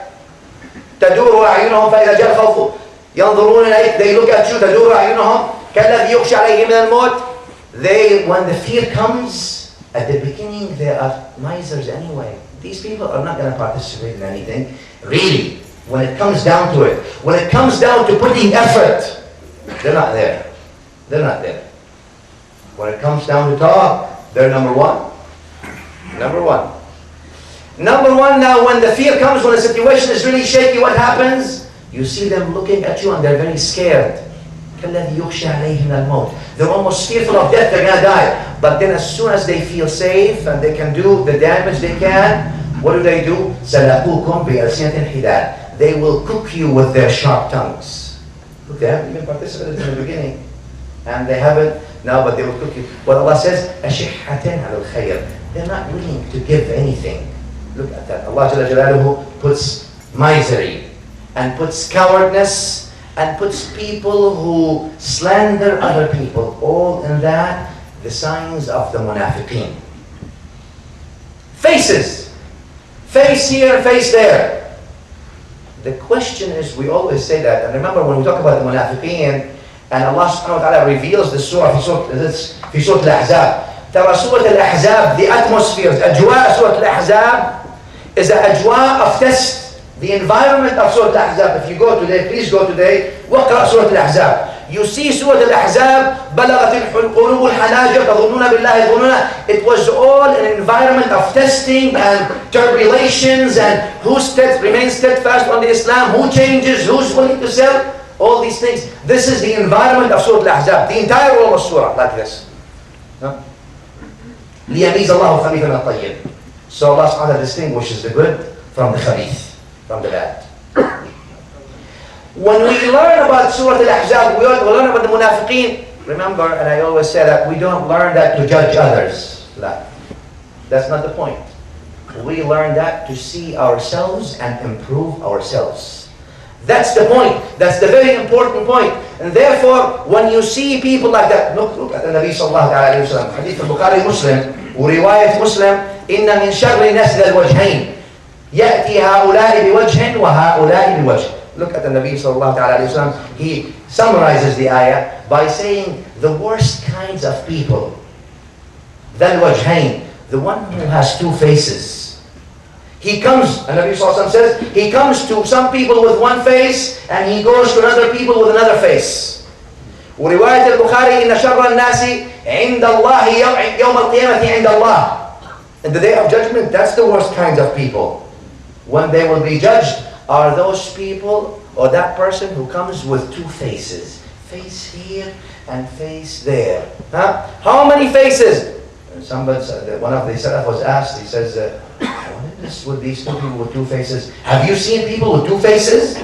He says, I wish all I see is 10 faces. Okay, what does that mean? With the rich, he has a face. When he is with the poor people, he has another face. When he is with the powerful, he displays a face. When he is with the weak, he displays another face. When he is with the people who he thinks are powerful and mighty and he can get benefit from them, he's like a nice pet dog. But when he is with the weak and the powerless and the homeless, he acts like a lion. With this, he is like that, and with this, faces after faces after faces after faces. How many faces is it that people want to have? Who are you? We always ask that. Ulama Suluk, they ask, who are you? The question. Nowadays, people answer, who are you by, I'm an engineer. Who are you? Well, my name, I'm an engineer. I'm in charge of the radiology department of that hospital. Alhamdulillah. I am a cardiologist. I am an IT worker. I work here. Councilman member. I am this. When you ask them, who are you? What do they tell you? What do they do? I didn't ask you what you're doing. I didn't ask you what you do for life. I'm asking, who are you? Well, I live in Alpharetta. I live in Norcross. I live in Atlanta. I drive this. I have this. I am from this tribe. I didn't ask this. Who are you? Who are you is the question we learn from Surah Al-Ahzab. Who are you? Who am I? Who are you? Who is everyone? What does that mean? If the picture is not clear, let me give you this hadith. Hadith also for Sahihain. Dhal Khuwaisra Tamimi. One of the people who was around the Prophet sallallahu alaihi wasallam. His name is Dhal Khuwaisra Tamimi, from Bani Tamim. He came to Nabi al-A'zam sallallahu alayhi wa sallam when Nabi yaqsim. And Nabi was dividing, giving people some shares, some gifts, some, ata. Came to the Prophet sallallahu alayhi wa sallam and held him. And he didn't say, even in one riwayah, anything Muslim, he says, Ya Muhammad i'dil. Oh Muhammad, be just. What does that mean? You're not just.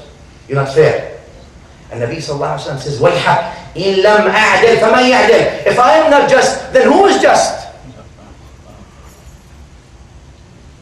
If خبت وخسرت إن لم أعدل, I would lose and lose if I am not just. Umar radiallahu anhu was sitting right there. You know how Umar is. He says, Ya Rasulullah, permit me أن أقتل هذا المنافق. And Umar declares a munafiq, right? A munafiq. He says, Ya Rasulullah, allow me to kill this munafiq. The Nabi sallallahu alaihi wasallam says no. No. That is not permitted. So the people don't say that Muhammad kills his ashab, his companions. Look at that. Then he says, هذا وأصحابه. This person and his people around him. يقرؤون القرآن. They are people who recite the Quran. MashaAllah. When we recite the Quran, we go to the masajid, ubir, do all these things. لا يجاوز حناجرهم. But that Quran does not go beyond their larynx. It does not go, it's simply lip service. يمرقون منه كما تمرق السهم من الرمية. They exit the Quran and the deen just like if you were to send an arrow through a target. It will go through the target and exit out of it. This is how these people exit this deen. But don't kill him. What's the point? What am I saying? What does this have to do with who are you? It has to do everything with who are you. Why? Look at this hadith, how dangerous it is. And Nabi al-A'zam sallallahu alayhi wa sallam tells us that on the zahir of this person, he says, La ilaha illallah Muhammadur Rasulullah. On the zahir, and Nabi sallallahu alayhi wa sallam actually called him one of his companions. حتى لا يقال أن محمد يقتل أصحابه. So Muhammad does not kill his companions. لأنه he's around the Prophet sallallahu alayhi wa sallam. He's making shahada. لكن باطنا in the heart, and Nabi sallallahu alayhi wa sallam knows that this person is munafiq and declared it. And Umar also knows that this person is munafiq and declared it. When Nabi sallallahu alayhi wa sallam did not say, no, he's not munafiq. Affirmed the state of nifaq on this person, though apparently on the apparent side that this person was allowed to stay and live, and even the Nabi sallallahu alayhi wa sallam called him that حتى لا يقال أن محمد يقتل أصحابه, so as that said that the people think that Muhammad kills his companions. What I'm trying to say, deduce from this is this point. People may say about you, you are a generous man. People may view you as a great man. You are an ustad. You are a pious. You have a taqwa. You have honorable family. You have this. That is what they say about you, but who are you? It is not what they say about you. Who are you to Allah? The faces that people have of you is a different issue. But what face do you have with Allah Rabbul Alameen? That's the point. Here's another example, and you all know this. If you are poor, but you show everybody that you're rich, You invite them, you spend a lot. Everybody thinks you're rich. Does that make you rich? What people say about you doesn't make any difference because Allah knows who you are. Who are you to Allah subhanahu wa ta'ala? What kind of face are you facing with Allah? What kind of face do you have with Allah subhanahu wa ta'ala? People may say you are truthful, but to Allah you are a liar. People may say you are generous, but to Allah you are mushrik. You are doing it only to show them. Shirk, riya, yani. People may say you are pious, but your salah is worth absolutely nothing. وَقَدِمْنَا إِلَى مَا عَمِلُوا مِنْ عَمَلٍ فَجَعَلْنَاهُ هَبَاءً مَنْثُورًا. Allah says, and we came to all, which means we came to all the good deeds they did, and we threw them aside like dust, worth nothing. Who are you? Who are you? Everyone answers that to themselves. Everyone answers that to themselves. So we know who we are. So we can at least locate our 1020. Where is your GPS? GPS with Allah subhanahu wa ta'ala. Where do you stand? The problem with these things when people don't pay attention to who they are and they keep living the game of faces.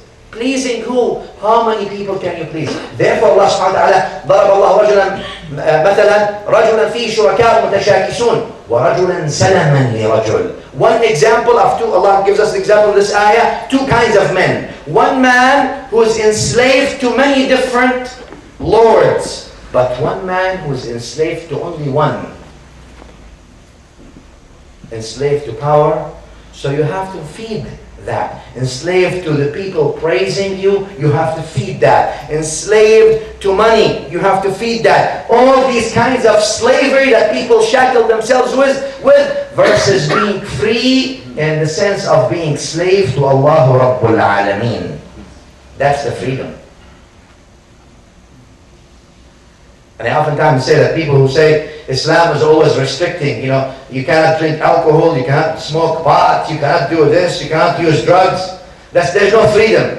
The freedom is in, if you do these things, you are enslaved to alcohol, you're enslaved to tobacco. See people who smoke and take away smoke from them 2 days. Look what will happen to them. They're almost enslaved to that. They're enslaved, those who are alcoholics, they're enslaved to alcohol.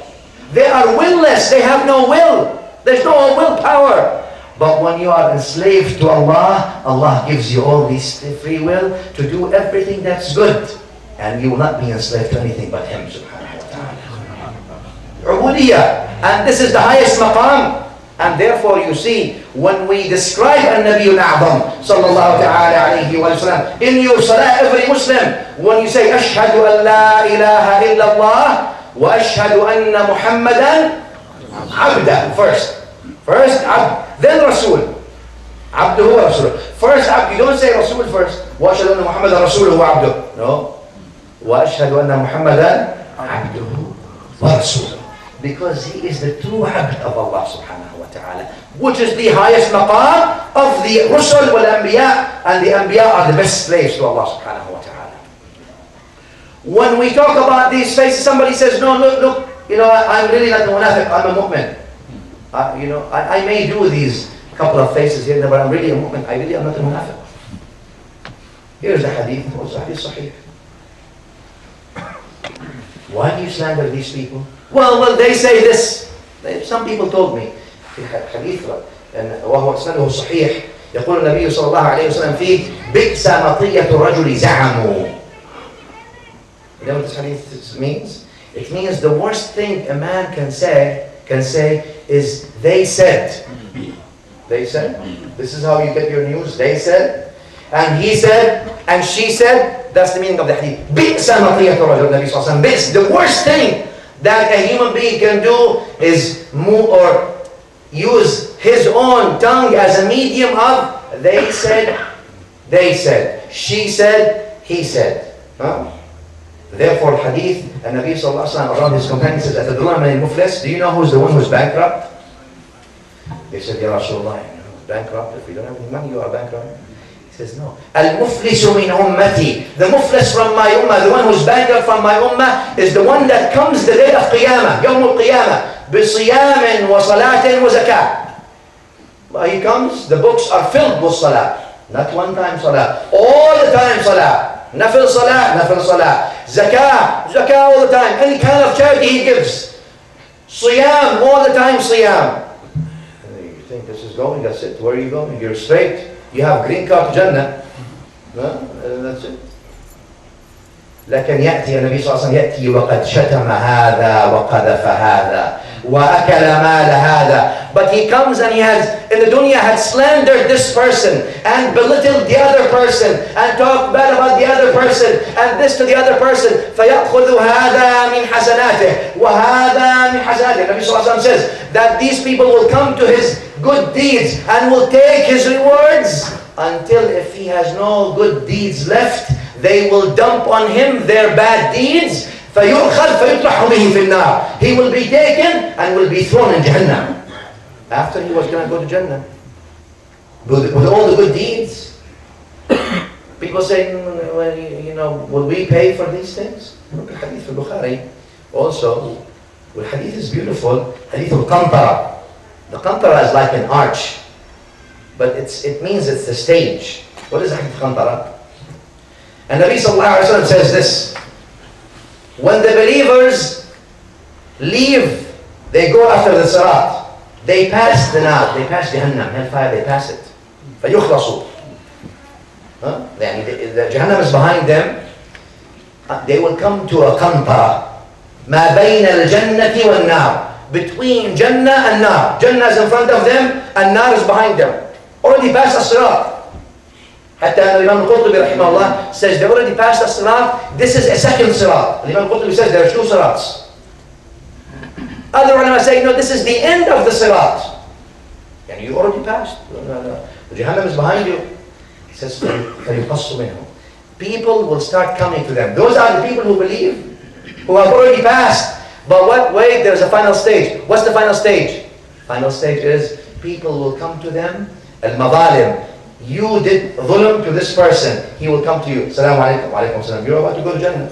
He says, yeah, please can I get about 5,000 rewards from you? No, I'm sorry. That's not in your hand. Take 5,000. Why? Well, remember what you said about me the other day? A few years back? It costs 5,000 rewards. Comes 5,000. Another person says, alaikum salam. Well, we already passed. Jahannam is behind. Can I get, that's the qantara. That's at the arch. After the Sirat. Can I take from you 10,000? Why 10,000? Remember when you made joke about me? 10,000. This other person comes. Remember when you stole my money? Remember when you said these things? Remember when you hurt me? Remember when you bothered me? All these people now will settle their accounts even after passing the Sirat. Today, dear brothers and sisters, today, if you did something wrong to people, look, you can do tawbah to Allah, and the huquq of Allah, Allah may forgive you. That's between you and Allah. May Allah forgive all of us. لكن the حقوق of ibad, when you slander your fellow Muslim, when you belittle them, when you cheat them, when you lie to them, when you do these things, and when you do evil in general, these things you will be accountable for even after the Sirat. If you have these things today, call them up, try to settle your score, try to settle the account. Because nobody guarantees their final hour. أقول قولي هذا وأستغفر.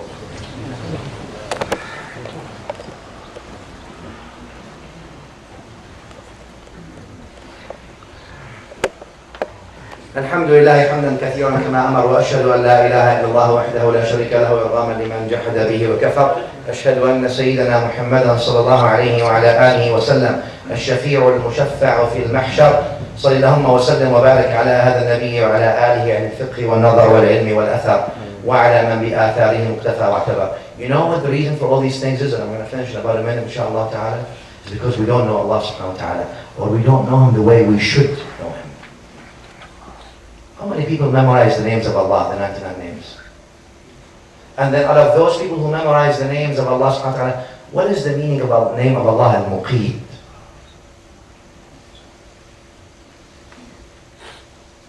What is the meaning of the name of Allah subhanahu wa ta'ala, Al-Wadud? Al-Mateen. What is the name of Al-Mateen? What does that mean? What does that mean? The one that we worship and we claim that we're worshiping, what are his names, at least? Some people are willing to sell their dunya, their akhirah for the dunya. And he is willing to sell whatever it is for the dunya. Akhirah, no problem. Worse than that are those who sell their akhirah for someone else's dunya. Someone else's dunya, waliyadu billah. Look, we all know the hadith. That Nabi sallallahu alaihi wasallam tells us that the dunya, the whole dunya, from the beginning till the end, is not worth a wing of a mosquito to Allah. Sahih? Janah ba'ula, wing of a mosquito. So how much are you going to get from that wing at the end of your life?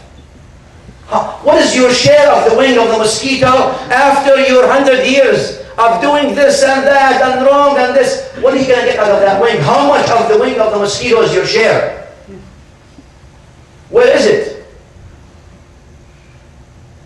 It is today that we can check ourselves. The reason we say these things is because we're all not perfect. We're sinners. But today, we can check ourselves. Tomorrow when we die, we can't. Today is when we can do things. We can change things. It is not for entertainment and listening, but it is for acting and application. So we can change today, that we turn to Allah subhanahu wa ta'ala and we ask Him maghfirah and rahmah, and also turn to those who we violated their rights and ask them to forgive us. For if we don't pay now of our arrogance, we will pay dearly there from our everlasting life. اللهم صل على محمد وآل محمد كما صليت على إبراهيم وآل إبراهيم بارك على محمد وعلى آل محمد كما باركت على إبراهيم وعلى آل إبراهيم في العالمين إنك حميد مجيد. اللهم أعز الإسلام والمسلمين، أعلي يا مولانا كلمة الحق والدين. اللهم من أراد بالإسلام والمسلمين خيرا فوفقه إليه، من أراد بهم غير ذلك فاجعل دائرة السوء عليه. اللهم رد المسلمين إلى دينك ردا جميلا. آت أنفسنا تقواها وزكها أنت خير من زكاها أنت وليها ومولاها. اشف اللهم مرضانا وعاف مبتلانا وفك اسرانا وارحم موتانا. اغفر اللهم لنا ولابائنا ولمشايخنا ولمن له حق علينا ولمن على الخير اعاننا وعن الشر ابعدنا ولمن اوصانا بالدعاء. وصلى الله وسلم على سيدنا محمد واله. اقم الصلاه. الحمد لله نحمده ونشكره، نستعين به جل وعلا ونستهديه ونستغفره، نعوذ به سبحانه وتعالى من شرور أنفسنا ومن سيئات أعمالنا. من يهد الله فهو المهتد، ومن يضلل فلن تجد له وليا مرشدا. عباد الله، أنصحكم ونفسي الآثمة بتقوى الله، أحثكم وإياها على طاعته، أحذركم وإياها وبال مخالفته جل وعلا ومعصيته. أشهد أن لا إله إلا الله وحده لا شريك له، قديم بلا ابتداء، دائم بلا انتهاء، لا يفنى ولا يبيد ولا يكون إلا ما يريد، لا تبلغه الأوهام ولا تدركه الأفهام ولا يشبه الأنام، حي لا يموت قيوم لا ينام، سبحانه لا مثل له ولا مثال له ولا مثيل له ولا مماثل له. ذلك بأن ربنا جل وعلا موصوف بصفات الوحدانية، منعوت بنعوت الفردانية، ليس في معناه أحد من البرية.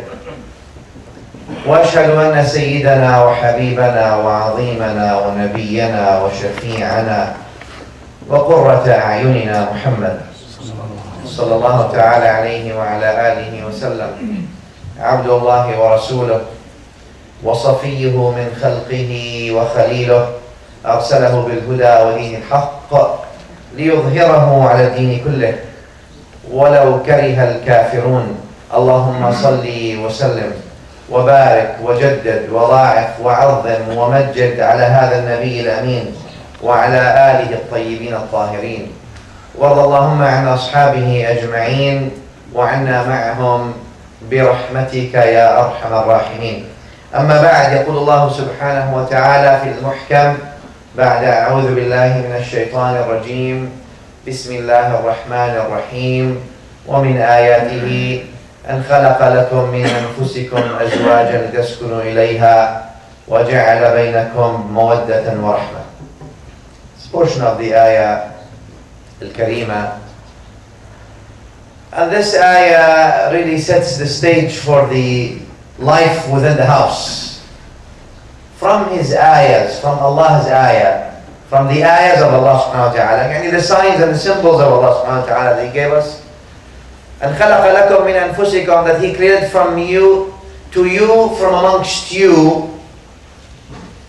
خَلَقَ لَكُم, He created for you, مِّنْ أَنفُسِكُم, from amongst you, أَزْوَاجًا, spouses. Yani the husband for the wife, and the wife for the husband. Spouse, زوج, is the second or the partner. لكن القرآن الكريم goes to say لِتَسْكُنُوا إِلَيْهَا. لِتَسْكُنُوا إِلَيْهَا. Those spouses are for you so you can have second. A second in the Arabic language is your home. Actually it comes from still. Second الشيء, which means still, calm, quiet. Therefore you say in the Arabic language, this is my second for your home. In a sense that this is where I live and this is my quiet time. This is my comfort zone. Life outside is very difficult. Like this is my spot. Second. Therefore you say, masakin. The Quran mentions masakin الذين ظلموا أنفسهم, for example. The places of life or the homes of those who committed transgressions. Anyway. لِتَسْكُنُوا إِلَيْهَا, so you can have, but Allah subhanahu wa ta'ala does not say here your spouses are your homes in that sense, but as if the ayah means that these spouses or those spouses are for the places like home. وَجَعَلَ بَيْنَكُمْ مَوَدَّةً وَرَحْمَةً. And then there are two ingredients in the relationship here, mawaddah and rahmah. Mawaddah, love, and rahmah means mercy. Allah, Allah. Every human being has a love in their life. There's no human that lives without love, no such thing. Even those who hate, they love hate. No? That's what they do.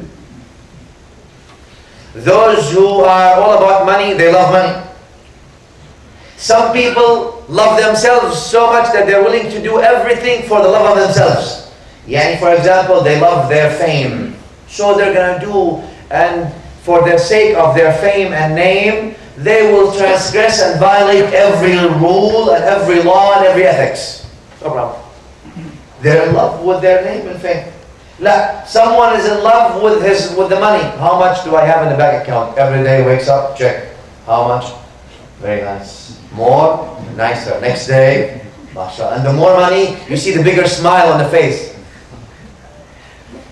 Everybody has their own love. Huh? Some people love others.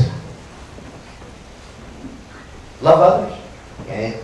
Therefore Allah subhanahu wa ta'ala, when He talks about the mu'mineen, for example, look, when Allah says al-mu'mineen, وَالَّذِينَ آمَنُوا, it's different when you say we are mu'mineen. That's good, alhamdulillah we are. But when Allah says وَالَّذِينَ آمَنُوا, that's a certification from Allah Rabbul Izzah that these people are believers. Look how Allah describes وَالَّذِينَ آمَنُوا أَشَدُّ حُبًّا لِلَّهِ. And those who believe, Allah mentions now, which means those who believe, يعني الَّذِينَ آمَنُوا أَشَدُّ حُبًّا لِلَّهِ. Their love is more towards Allah subhanahu wa ta'ala. Allah subhanahu wa ta'ala then says another ayah. Bismillah ar-Rahman ar-Rahim. فَسَوْفَ يَأْتِي اللَّهُ بِقَوْمٍ يُحِبُّهُمْ وَيُحِبُّونَ. If you don't, in another way, the ayah means, if you don't straighten up, Allah will exchange you for another badge of people. What's the characteristics of that new badge? They love Allah and Allah loves them. Everybody has a love. There's no people without love. Any passion towards something. Obviously, I always say that love is the most abused word in the world. Everybody throws, I love you, I love you, I love you. It all depends what you mean by I love you. لكن القرآن الكريم says مودة ورحمة. There is مودة, there is love, and there is mercy. There are specifications for this. And the advice today is for the people who are trying to get married, and also for those who are married. What we look for when we are establishing, what is the point of marriage anyway? Al-Quran Karim wants to put us in front of a scenario, and the scenario is a journey. What's a journey? A travel from A to B. Yani, what is that? Life is a travel. Life is a journey. Life is a journey.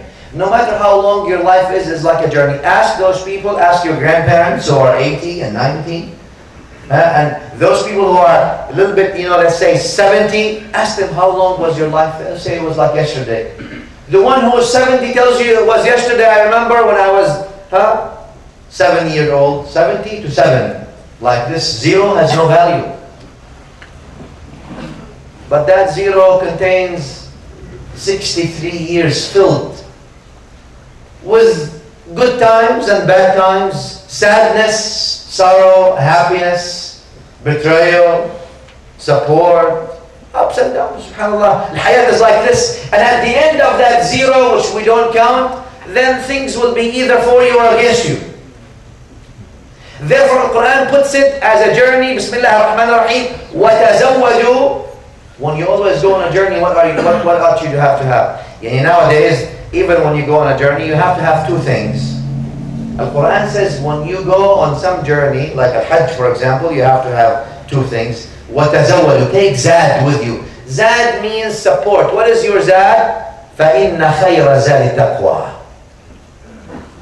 The most important thing that you take with you on any journey is taqwa. Taqwa. Why? Because at-taqwa hiya silahul aqwa. In the Arabic language, to make things easy, at-taqwa is the most effective weapon that you have. Often people misrepresent taqwa to say fear of Allah. Obviously, that's not only the meaning of taqwa. And therefore, when they say, mashallah, he fears Allah, that's taqwa. No. Taqwa is not only fearing Allah. Among taqwa is fearing Allah subhanahu wa ta'ala. Like taqwa is much, much bigger than that. When Sayyidina Amir al-Mu'mineen was asked about taqwa, he says that taqwa hiya al-khawfu min al-jaleel. Yes. Have the fear of Allah, number one. Wal-amalu bil-tanzeel. And that you practice the Quran. Al-Quran amongst its name is at-tanzeel. تنزيل من رب العالمين. التنزيل, Imam Sayyidina Ali, he says العمل بالتنزيل. Not only that you recite the tanzeel like we do. The recitation is one thing. There is qira'ah, there is tadabbur in the qira'ah. We know what we're reading. There's fahm in the qira'ah. Then there is tadabbur, there is interaction with what we're reading. Not only we understand what we read, and that goes across the languages, by the way. Just because some people's origin or language is Arabic nowadays, it doesn't mean they really understand or can recite the Quran correctly. Unfortunately. So recitation, qira'at al-Quran al-Karim, then there is fahm, there is understanding of what you read. And then there is application, al-amal, because if you recite and you understand and you don't practice, Sayyidina Ibn Abbas, when he was asked, he says, every ayah that used to be revealed upon us, we used to recite it, understand it, and practice it. And there will be a time when people will read the Quran from the beginning till the end. They go through it like they go through the bag of dates. If you buy a box of dates, you go through it entirely through Ramadan, and you finish it at the end of Ramadan, it comes from money. Al-amal. Al-amal means what? It requires knowledge. Therefore, with no knowledge, there is no amal. And therefore, the amal, the essential things in the amal, or in the deed, is knowledge. Therefore, all the fuqaha have a rule that say that al-ibadah, Imam Ghazali rahimahullah mentioned this. He says, لا تصح العبادة إلا بعد معرفة المعبود. That your ibadah, your act of worship, is not valid until you know who you worship. Until you know your ibadah, until you acquire knowledge of the ibadah. If there is no knowledge in the ibadah, there is no ibadah. Maybe, maybe not. لأنه الجاهل could fast on the days of Tashriq, thinking that he's committing or she's committing doing a good deed, while they're in fact reaping sins for fasting. The days of Tashriq. Very simple. Now, firstly then الخوف من الجليل والعمل بالتنزيل, that you practice the Quran. And not saying that he says al-amal, did not say reciting. Not everybody recites. Everybody says I recite the Quran. Verses the Quran says يا رب إن قوم اتخذوا قراءة القرآن مهجورة. لا. يا رب إن قوم اتخذوا هذا القرآن مهجورا. Al-Quran did not say, oh Allah, the people, the meaning, that my people have left the Quran, abandoned the recitation of the Quran. No. Al-Quran says, يا رب إن قوم اتخذوا هذا. Oh Allah, my people have abandoned the Quran, not abandoned the recitation. There is a difference between abandoning recitation and abandoning the Quran. Therefore, when Sayyidah Aisha al-Mu'mineen was asked about the Nabi al-A'zam sallallahu alayhi wa sallam, she replied, كان خلقه القرآن. He was a walking Quran sallallahu alayhi wa sallam. Remember, we talked about Sayyidina Umar last week when he told him about a man. He says, do you know him? تعرفه؟ قال نعم أعرفه. قال هل سافرت معه? Did you travel with him? He says, no, don't travel. I did not travel with him. Why travel is important? سمي سفر لأنه يسفر عن أخلاق الناس. سافر from safar in the Arabic language, exposition. What does that mean? People are exposed when they are in tough times, not in their good times. In good times, everybody is good. Like when things are rough and you're traveling and there's dangers and there's not enough food, not enough water, this is when يسفر عن أخلاق الناس. This is when you see people. So therefore, Umar radiallahu anhu told them, have you talked with him? He says, no. Have you dealt with him with dinar and dirham? Did you treat with him? Deal with him in business-wise? Take your money, give him money? Because you know how people are with money. When they want money from you, you are their beloved. 5 times a day they're calling you up. Please, I need this now, alhamdulillah. And then they make a business project like it is, they're going to make you a billionaire overnight. Not a millionaire. If they want something from you, there'll be a billion. Oh, Bill Gates, had he known about this, he would have done this before. People always. And therefore one of the scholars says, one of the people said, if anybody wants to come to borrow from me, I will make them kiss my hand 3 times before they do that. When they ask them why, he says, because I have to kiss their feet 20 times to get my money back. In the future, once you give them the money, assalamu alaikum, ila liqa fi dar al-khuld inshallah. I will see you in Jannah. Doesn't come back. All kinds of excuses come. Subhanallah. وهترى الأمانة. قال في القرآن أمانة. فكرة الأمانة. أمانة. That word is أمانة. That dirham is أمانة. أمانة. حتى أن النبي الأعظم صلى الله عليه وسلم was reluctant to pray on people janazah, those who did not pay back their loans. You all know the hadith, I don't have to tell you these things.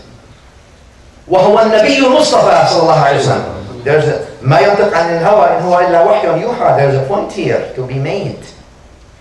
Once they get the money, they tell you inshallah, inshallah. Some people have the audacity to say, I cannot give you anything. وَالْعِيَاذُ بِاللَّهِ وَاللَّهِ لَا يَأْكُلُونَ إِلَّا نَارًا. They only eat fire, Jahannam in their stomach. That's what they're eating. They think they're smart, but they're in fact fools. No matter how long life is. How long you gonna live? 20, 30, 40, 50, 60, 100? There will be a day. And you may be fooling the people, but you can never fool the creator of people. أبدا. وعند الله تجتمع الخصوم. Now, so العمل بالتنزيل, let's go back. الرضا he says الخوف من الجليل والعمل بالتنزيل. Practicing القرآن الكريم.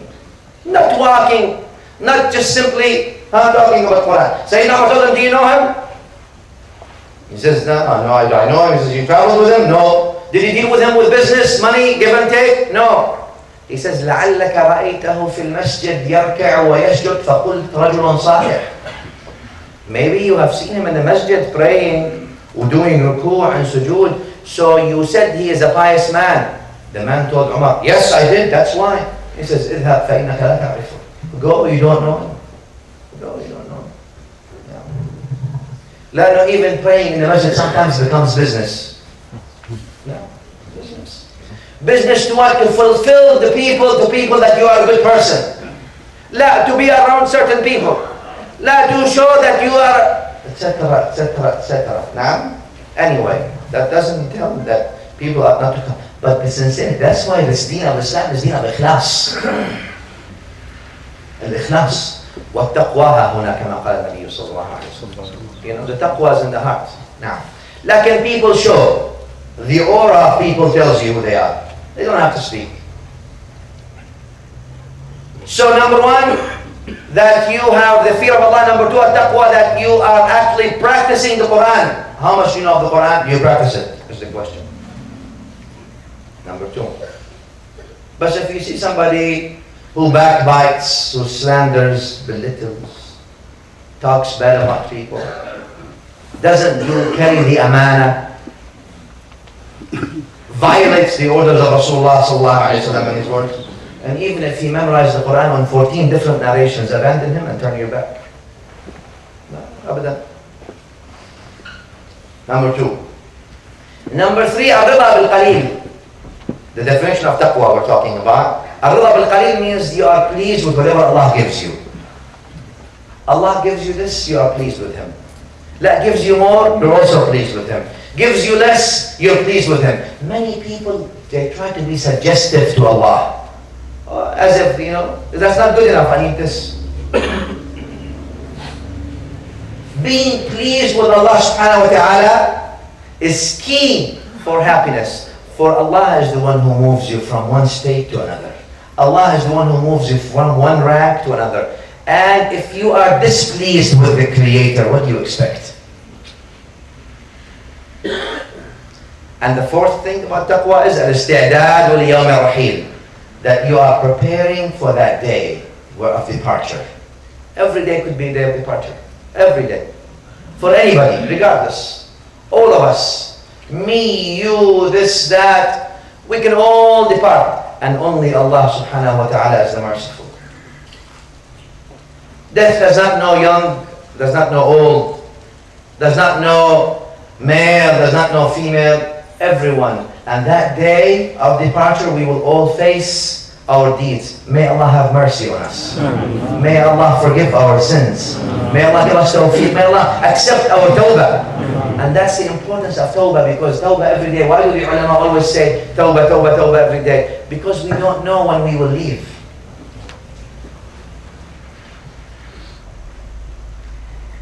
On a trip like the journey of life, you need two things. You need the taqwa and you need a companion. Always. Look at any journey. Therefore, when Nabi sallallahu alayhi wa alayhi went on the journey of hijrah from Mecca to Medina, at-taqwa is there. Nabi sallallahu alayhi wa sallam is the highest taqwa of any creation. Like he took with him also a companion. For any long journey, you need a taqwa, you need a companion. Look at that. And therefore Nabi sallallahu alayhi wa sallam took Abu Bakr as-Siddiq radiallahu ta'ala anhu wa ardah with him as a companion. It's very important. You don't go alone. Even if you are Rasulullah sallallahu alayhi wa sallam. Not that is that he needs, but Nabi sallallahu alayhi wa sallam is trying to show us a way. Now, going to the point of the ayah, this journey, that life that you have, you need two things. When you are married, when you want to get married, you need taqwa and you need a good partner. Pious partner with you. Now there are traps on the way of getting married usually.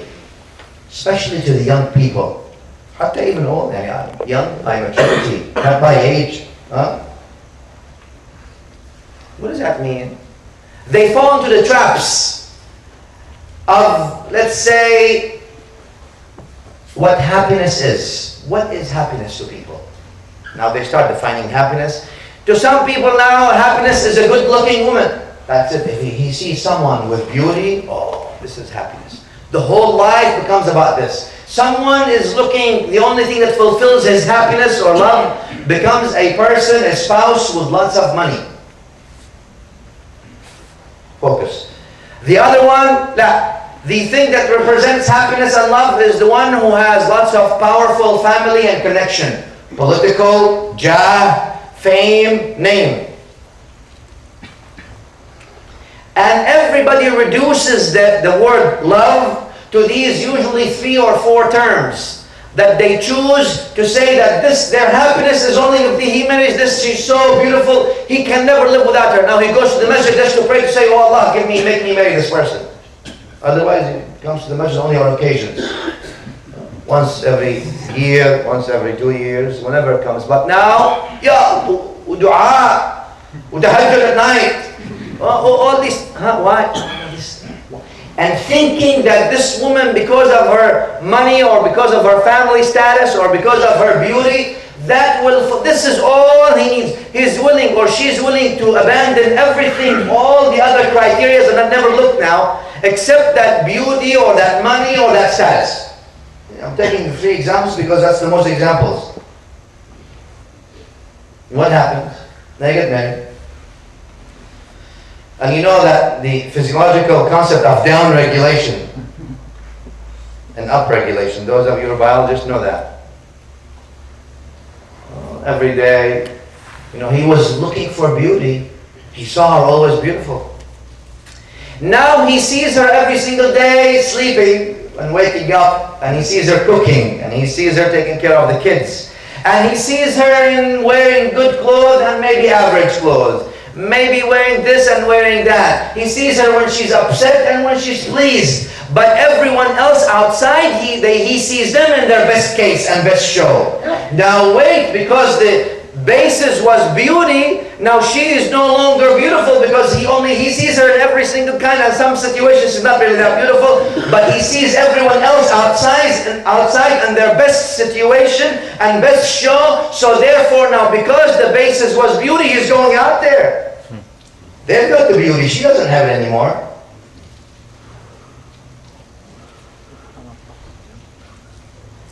And so, the examples, we don't have time to go examples about the money also, and people who love the fame and all this. Everything comes down, and then it turns out that this person that they want spouse, whether it's a husband or a wife, that they really envision that this is their love, this is the beauty, or this is the money that they wanted, and this is the fame and name. It turns out that they're in a prison, and they're really bored, and they can't wait to get out of it.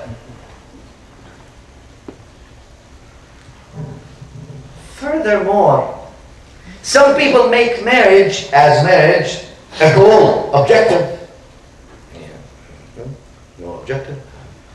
It's an objective, it becomes a goal, an objective. Among the objectives is to get married. Al-Quran Kareem wa Sunnah Mutahhara wants us to understand that marriage really is not an objective, it's a means to an objective. What is a means to an objective? Getting married is simply an act of worship. And if you understand it in this concept, as it is an act of worship, it's a mean to please Allah, which is the objective. The objective is pleasing the Creator subhanahu wa ta'ala. The objective is being a good unit in the society. The objective is being a decent couple that contributes positively to your community and to the world. There is an objective under the pleasing of Allah subhanahu wa ta'ala that you ought to reach. Getting married itself is not an objective. It's a means to an objective.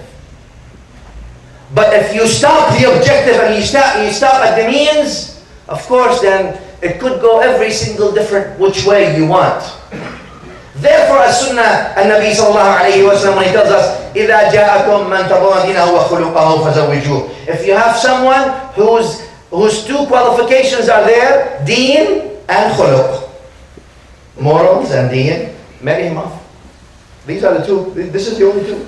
Not how many degrees she has. Not only that, nowadays they don't only ask how much degrees she has or he has. What's their father's degree? Grandfather, what did he do? You're marrying her grandfather? Huh?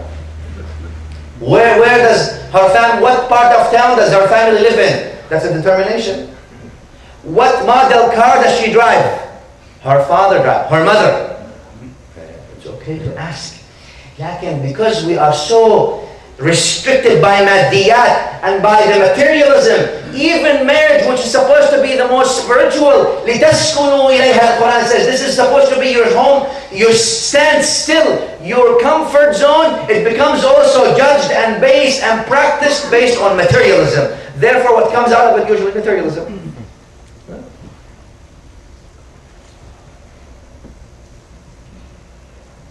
Here's an ayah, Imam al-Tabarani and others mention, Ahmad actually also narrated in his Musnad. When the ayah was revealed, وَالَّذِينَ يَكْنُزُونَ الذَّهَبَ وَالْفِضَّةَ ثُمَّ لَا يُنْفِقُونَها فِي سَبِيلِ اللَّهِ بَشِّرْهُمْ بِعَذَابٍ أَلِيمٍ. The ayah you all know. When Allah revealed the ayah, those who yaknuzun means those who treasure or save, hide, saving. You know, the old days, saving means they hid somewhere, like a treasure. There were no banks. They just did things under the, pillow. But no pillows. If it's really good, they would hide it under the floors, under the soil. Yeah? So that's kanz. That's treasure.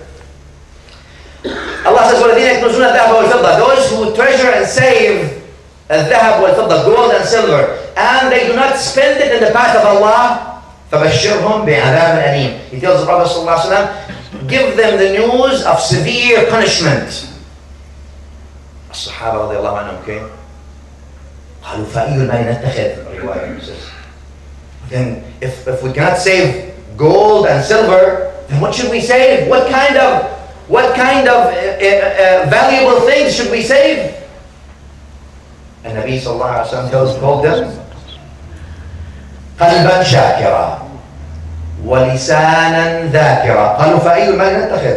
Their answer is, what kind of money should we save? What kind of valuable should we save? And Nabi sallallahu alaihi wasallam is answering them on a different plane. He's saying, قلبا شاكرا ولسانا ذاكرا وزوجة مؤمنة تعينه على أمر الآخرة. قلبا ذاكرا, a heart, قلبا شاكرا, a heart that's thankful. Some people, no matter what you do, they're not thanking. And Allah gives them all the time, and there's no thanking in Allah subhanahu wa ta'ala in their hearts.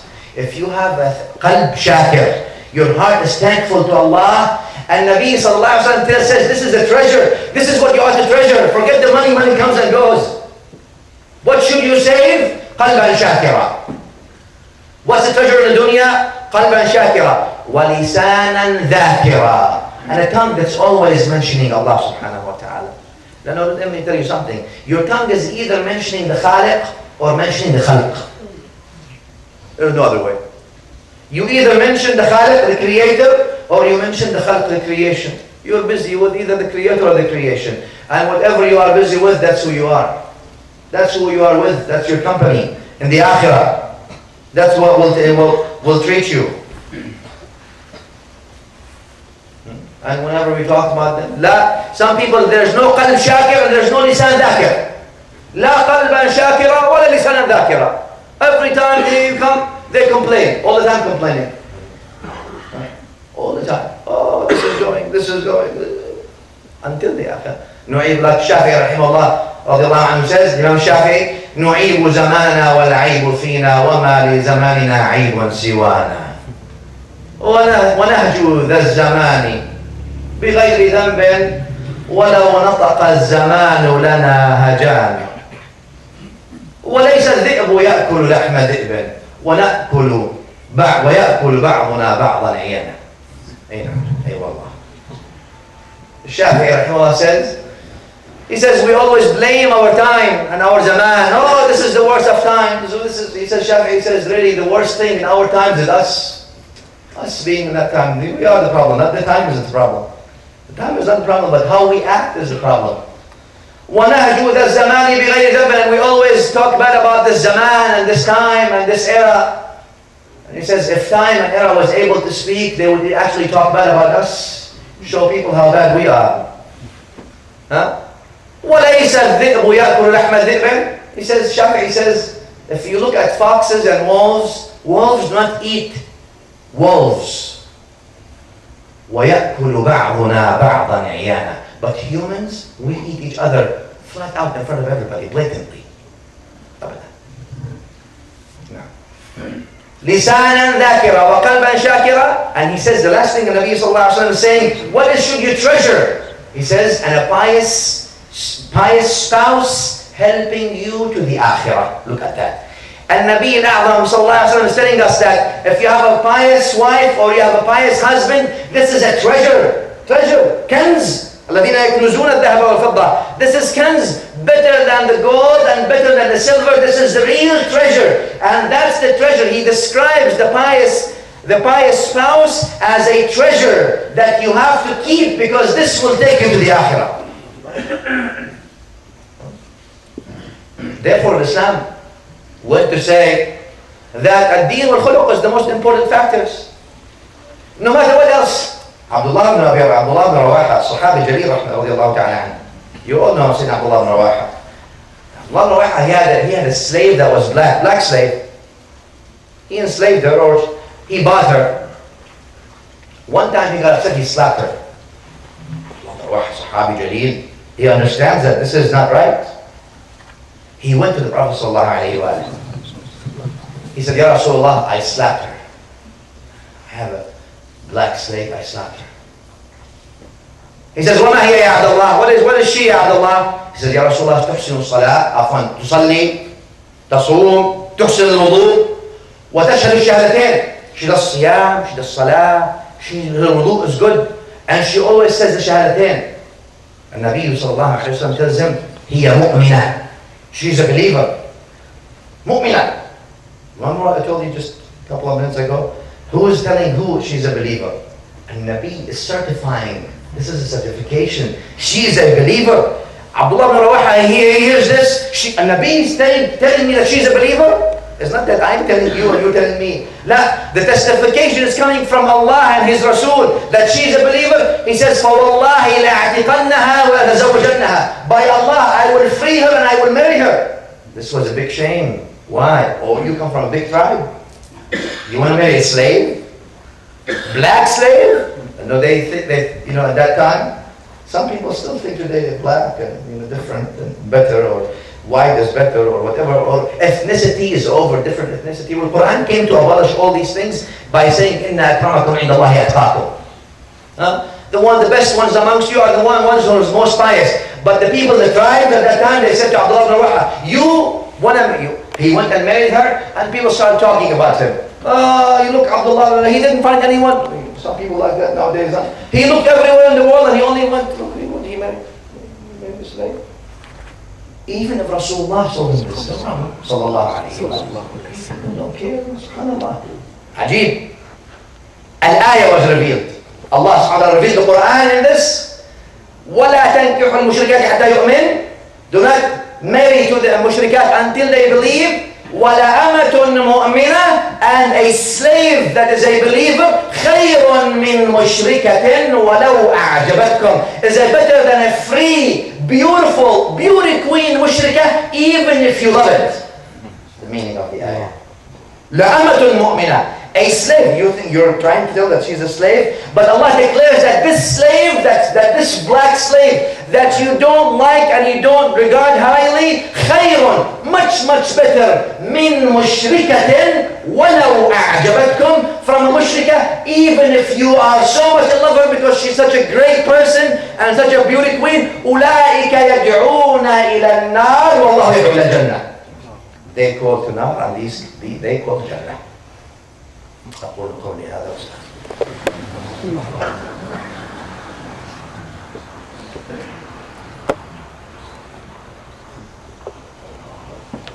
الحمد لله حمدا كثيرا كما أمر، وأشهد أن لا إله إلا الله وحده لا شريك له إرغاما لمن جحد به وكفر.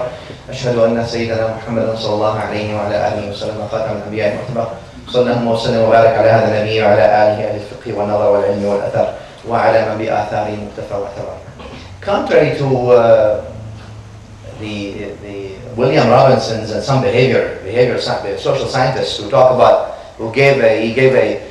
that love within marriage does not usually last more than 3 years, or some sociologists say 5 years, etc. We see the example of Rasulullah sallallahu alayhi wa sallam with Khadija, and that I'll finish with this example. And you see how Khadija radiallahu ta'ala alayha, your mother, Ummuna, our mother Khadija, when what kind of wife was she? And the Nabi sallallahu alaihi wasallam, he says that. He says, آمنت بي إذ كفر بي الناس. She believed in me when people disbelieved in me. وصدقتني إذ كذبني الناس. And she trusted me when others said I was a liar. وواسطني. And she gave me her money when إذ حرمني الناس. When the others tried to prevent me from even having anything, she gave me. And you know why? And Nabi sallallahu alaihi wasallam, when he came to her and he told her, I'm announcing the message, she didn't say, what happened? What's going to happen to our children? What's going to happen to my family? What's going to happen to this? What's going to happen to this? She says, Wallahi la yukhzika Allahu abada. If this is who you are, Allah will never let you down. Wallahi la yukhzika Allahu abada. And therefore, even after, not only through her life, inni ruzibtu hubbaha, Nabi sallallahu alaihi wasallam said, I was given the love of Khadija. But even way after she passed away, and Nabi sallallahu alaihi wasallam, every time he has a gift or something, send this to the friends of Khadija, send this meat to around Khadija, to the companions of Khadija, anyone who's related to Khadija. You see, the love was not only starting at the beginning of that relationship, but the love actually endured not only through, but decades after Khadija passed. Why? Because what started on the right foot will always end on the right. What started right will always on the right. I ask Allah subhanahu wa ta'ala for me and you tawfiq. Allahumma salli ala Muhammadin wa ali Muhammad. Kama sallayta ala Ibrahim wa ali Ibrahim. Barik ala Muhammadin wa ala ali Muhammad. Kama barakta ala Ibrahim wa ali Ibrahim fil alamin innaka Hamidum Majid. Allahumma a'izz al-Islam wal Muslimin. A'li ya Mawlana kalimat al-haqq wal din. Allahumma man arada bil-Islam wal Muslimin khairan fawfiqhu ilayh. Man arada bihim ghayra dhalika faj'al da'iratan tastawi alayh. Allahumma rudd al-muslimin ila dinika raddan jamila. آت أنفسنا تقواها وزكها أنت خير من زكاها أنت وليها ومولاها جعل اللهم لنا من أزواجنا وأولادنا قرة أعين واجعلنا للمتقين إماما اغفر اللهم لنا ولآبائنا ولمشايخنا ولمن له حق علينا ولمن على الخير أعاننا وعن الشر يبعدنا ولمن أوصانا بالدعاء وصلى الله وسلم على سيدنا محمد وآله أقم الصلاة. الحمد لله نحمده ونشكره نستعين به جل وعلا ونستهديه ونستغفره نعوذ به سبحانه وتعالى من شرور أنفسنا ومن سيئات أعمالنا من يهد الله فهو المهتد ومن يضلل فلن تجد له وليا مرشدا. عباد الله أنصحكم نفسي الآثمة بتقوى الله أحثكم وإياها على طاعته أنذركم وإياها وبال مخالفته جل وعلا ومعصيته. أشهد أن لا إله إلا الله وحده لا شريك له وأشهد أن سيدنا محمدا صلى الله تعالى عليه وعلى آله وسلم عبده ورسوله وصفيه من خلقه وخليله أرسله بالهدى ودين الحق ليظهره على الدين كله ولو كره الكافرون. اللهم صل وسلم وبارك وجدد وضاعف وعظم ومجد على هذا النبي الأمين وعلى آله الطيبين الطاهرين وارض اللهم عن أصحابه أجمعين وعنا معهم برحمتك يا أرحم الراحمين. أما بعد، يقول الله سبحانه وتعالى في المحكم بعد أعوذ بالله من الشيطان الرجيم بسم الله الرحمن الرحيم ووصى بها إبراهيم بنيه ويعقوب يا بني إن الله اصطفى لكم الدين فلا تموتن إلا وأنتم مسلمون. The ayah, part of a couple of ayahs relating to each other في Surah Al-Baqarah, where Allah subhanahu wa ta'ala gives us the scene about Yaqub, Ibrahim wa Yaqub. Allah subhanahu wa ta'ala says ووصى بها إبراهيم بنيه. Ibrahim alayhi salam, Khalil al-Rahman, gave wasiyah. The wasiyah is the last will to his sons. So did Yaqub wa Yaqub. Ya baniya in Allah astafa. What is the wasiyah? What is this last will? So we can always, the reason I always try to bring ayahs from the Quran, because the Quran speaks to us. So we see the differences between what we do and what the Quran says we ought to do. The wasiyah of Ibrahim and Yaqub, when they summoned their sons, obviously in different times, Ya baniya inna Allah astafa lakum ad-din. O sons, O my offspring, Allah has chosen for you this deen. فَلَا تَمُوتُنَّ. Do not die. Be careful that death may catch you on the state of non-Islam. إِلَّا وَأَنْتُمْ مُسْلِمُونَ. And then Allah says, أَمْ كُنْتُمْ شُهَدَاءَ إِذْ حَضَرَ يَعْقُوبَ الْمَوْتِ. Because some people still argue. Did they do this? Oh, Allah tells us, were you witnesses when Yaqub was passing away, death was coming to him, and he told, were you there? أَمْ كُنْتُمْ شُهَدَاءَ إِذْ حَضَرَ يَعْقُوبَ الْمَوْتِ إِذْ قَالَ لِبَنِيهِ. When he told his sons, what are you worshipping after me? What will you worship after I die? قَالُوا نَعْبُدُ إِلَهَكَ. What they reply, the Quran says, we worship your Lord. وَإِلَهَ آبَائِكَ. And the Lord of your fathers. إِبْرَاهِيمَ وَإِسْمَاعِيلَ وَإِسْحَاقَ إِلَهًا وَاحِدًا وَنَحْنُ لَهُ مُسْلِمُونَ. The God or the Lord of Ibrahim or Ismail or Ishaq. Now, the wasiyah or the will, you give it to your sons or you give it to your offspring. But the wasiyah entails education before. The wasiyah is like the last thing that you do. But the last thing is not the first thing, because oftentimes people think that it is the only thing they ought to do and that's it. That's their obligation. No. The wasiyah culminates the last thing. It culminates the education. You have been teaching them all your life. You have been infusing in them the meanings of the Quran and the meanings of the Sunnah of Rasulullah sallallahu alayhi wa sallam.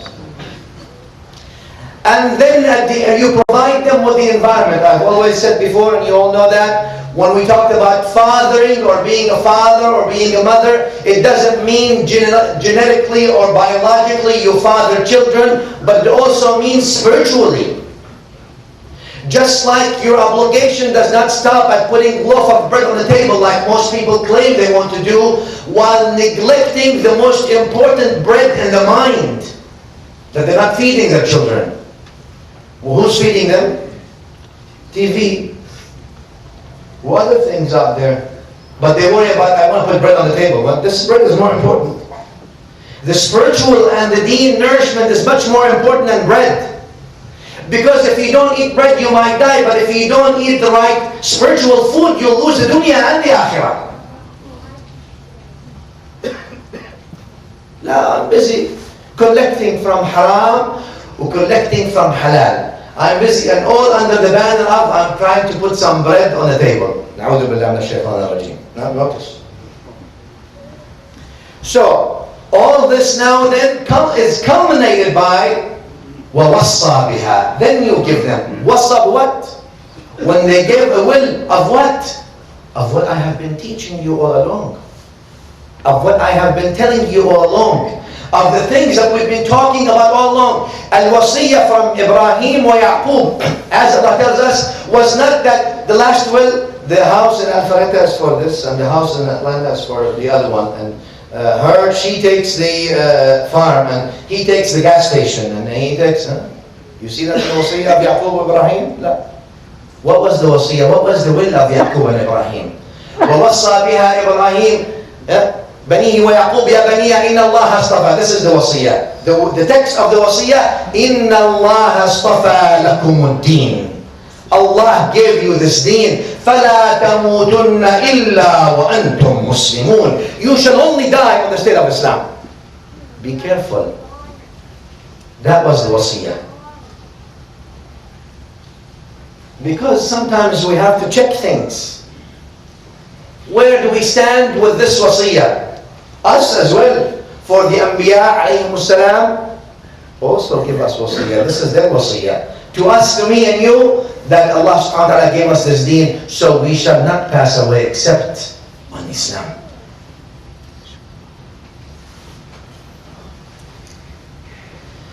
Well, you know, they always say that a human being is a product of the environment. That's what biologists say. True to a certain limit. If your parents, if the family gives you and your place, and you as a father and as a mother and as a brother and as a sister, you provide that circumstance and that environment where there is spiritual and imani atmospheres, yes. But if you don't, then you're also participating in the destruction of that imani atmosphere and that spiritual atmosphere. The point is that every single one contributes toward that. So we don't ask ourselves at the end, what happened? Why? Lots of questions, especially now with the second generations. Why did we do this? Why did we do that? What did you do? What did you do 10 years ago with your children? What are you doing with them now? What are the priorities? Therefore, when the poet says, "La adab Allahu ummi, innaha sharibat حب النبي وغذتنيه باللبن وكان لي والد يهوى أبا حسن فصرت من ذي وذا أهوى أبا حسن." He says, my mother, may Allah not give her punishment, for she has taught me the love of Rasulullah ﷺ while she was breastfeeding me with the milk. With the milk, along with the milk, that's when you start. Not when she is 20 years old. Not when he is 15 years old. Not when this and that, and when they go to college, and when they grow up, and then when they become, and I don't know all these limits that keep changing socially, and social depends on where you are, and all these things change all the time. At the time of breastfeeding, the poet says, "La adab Allah ummi." May Allah not torture my mother, for she infused in me, next to the milk, the love of the Prophet sallallahu alaihi wasallam.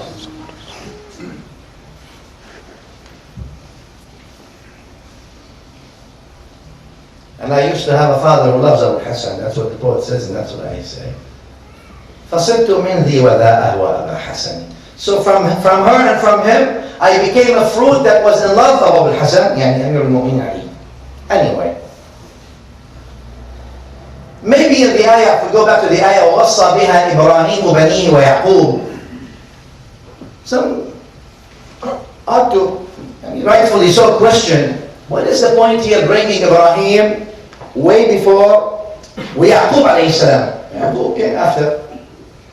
Ibrahim, Yaqub. Why is it Ibrahim and the Banihi wa Yaqub also their sons?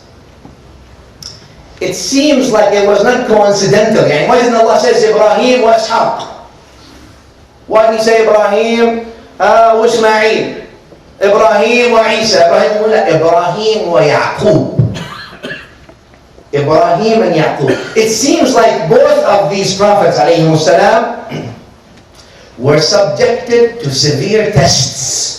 One of them with their sons, and that's why they're given their sons a last will. Ibrahim was subjugated to a huge test with his son Ismail to slaughter him, wa Yaqub alayhi salam was subjugated to a massive test with his son when his other sons stole him and sold him to slavery.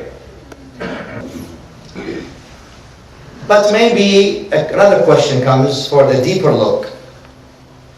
Why did Allah put Ibrahim before Yaqub? Is it because Ibrahim is older than Yaqub? Or is it because of something else? Some of the Mufassirin, only a few actually I found that went to this opinion.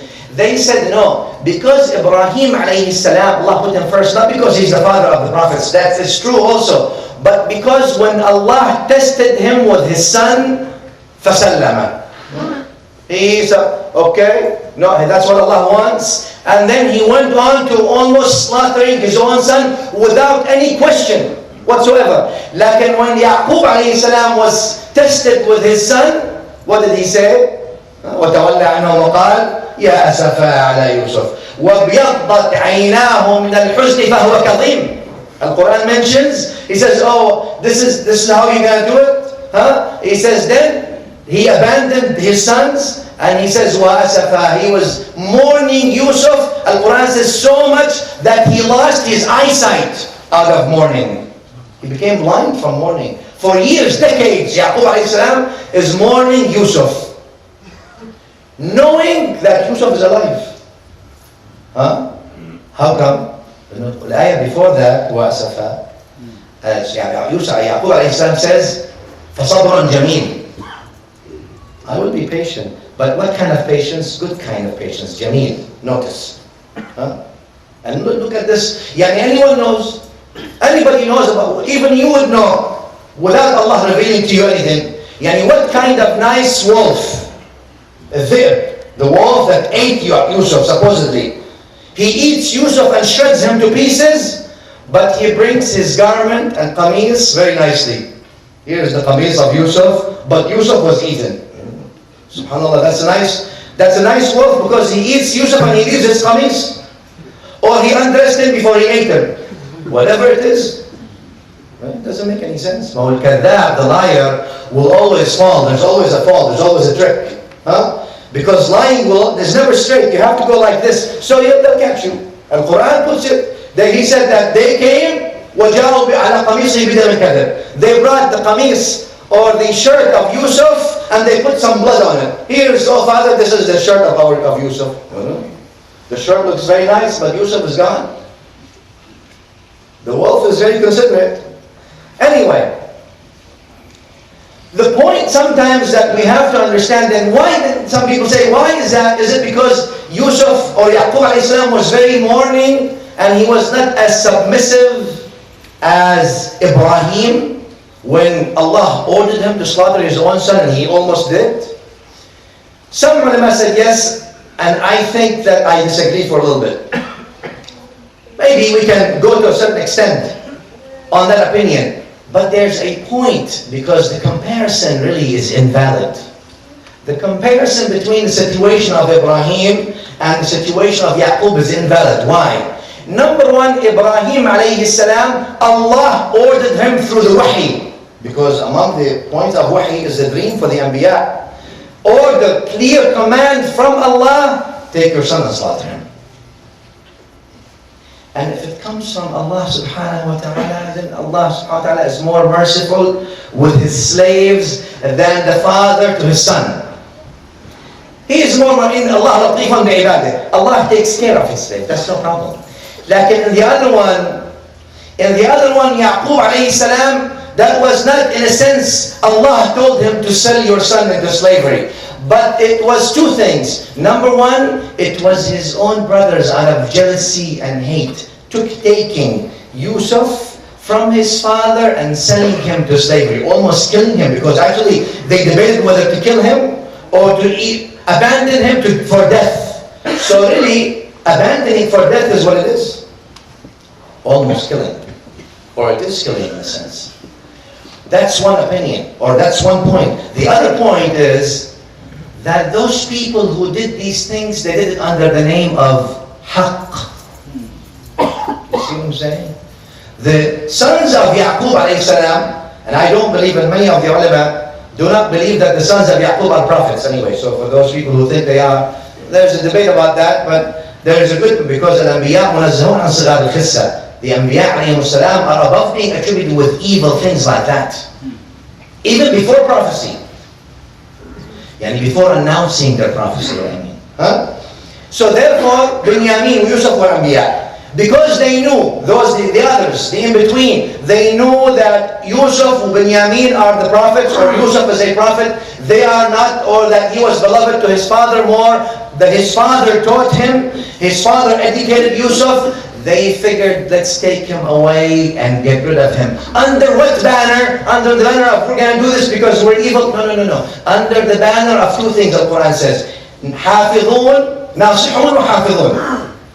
Oh Father, we are nasihun. We are very sincere advisors to Yusuf. He's our brother after all. Why do you fear us? Huh? The other one, hafidhun. We are very protective of Yusuf.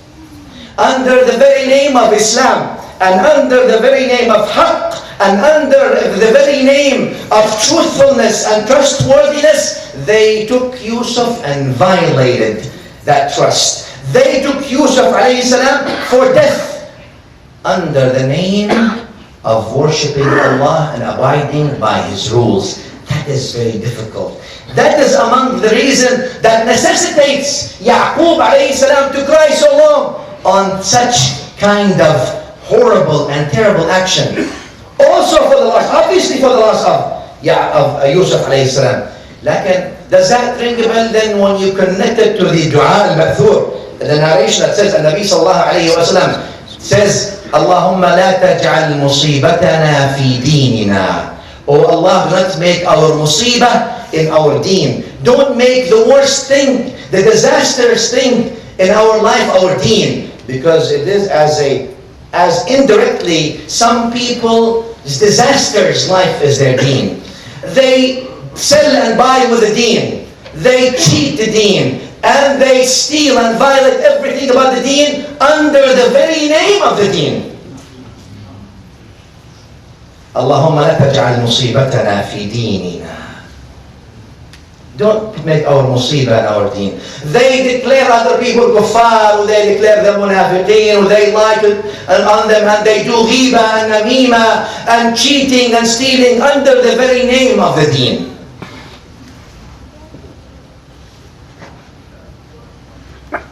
They took him.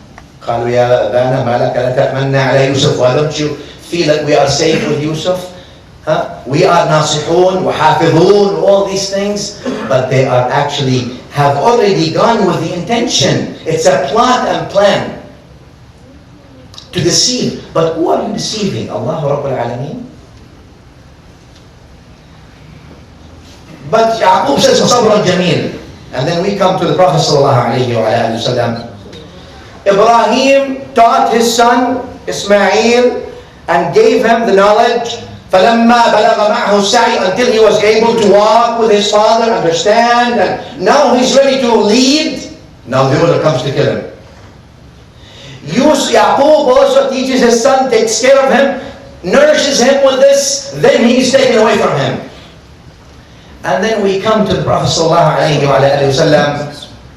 And the Nabi sallallahu alayhi wa sallam, as he says, مَا أُذِيَ نَبِيٌّ مِثْلَ مَا أُذِيتُ. No prophet among all the prophets was hurt and slandered like our Prophet sallallahu alayhi wa sallam. No one. That's what he declared sallallahu alayhi wa sallam. No prophet has been slandered like me. Notice.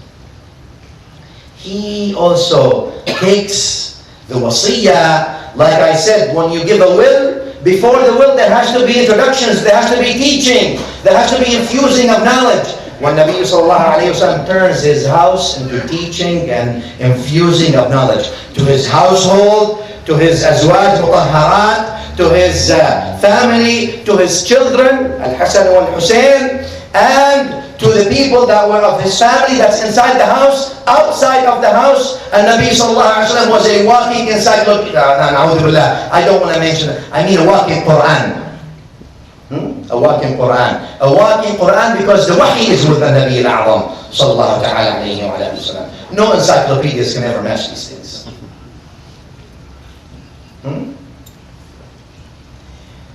In this environment, you see now, and I'm drawing a comparison between the son of Ibrahim or the son of Yaqub and the sons of Rasulullah sallallahu alayhi wa sallam. And I want to point your attention to the same circumstances where they were all fed that knowledge and spirituality. And then you see also the same thing by deceit and cheat. You see where the sons of Prophet ﷺ were also put to that slander, and they were also put to that massacre, and their blood was shed under the very name of quote-unquote Islam or truth. You see, Al-Quran, when he talks about Yaqub alayhi salam, Allah tells him, or Allah speaks, says on his behalf, فَصَبْرٌ جَمِيلٌ. Yani Yaqub is consoling himself. Sabrun Jameel. I should have good patience on you. Second, on the disasters and the things that happened to the Prophet ﷺ, Allah tells him, وَاصْبِرْ صَبْرًا جَمِيلًا. Have patience on these things. فَلَا يَحْزُنْكَ قَوْلُهُمْ. You see how Allah subhanahu wa ta'ala is consoling the Prophet ﷺ, and that's a higher degree. Verses 1 is consoling himself, and though the Quran talks about it, versus the other one, Allah subhanahu wa ta'ala tells him that be patient in the meaning, be patient and have good patience. Here's the point. Al-ayah goes to say, وَلَا تَمُوتُنَّ إِلَّا وَأَنْتُمْ مُسْلِمُونَ. Do not die except that you are on Islam. It means everyone will die. Everyone is created to die. As long as you are created, you are subject to death. And therefore, when we talk about Ismail Dhabih, or when we talk about Yusuf alayhi salam, or when we talk about Hassan and Hussein, we see that they are actually not dead, because they live with their seerah amongst us.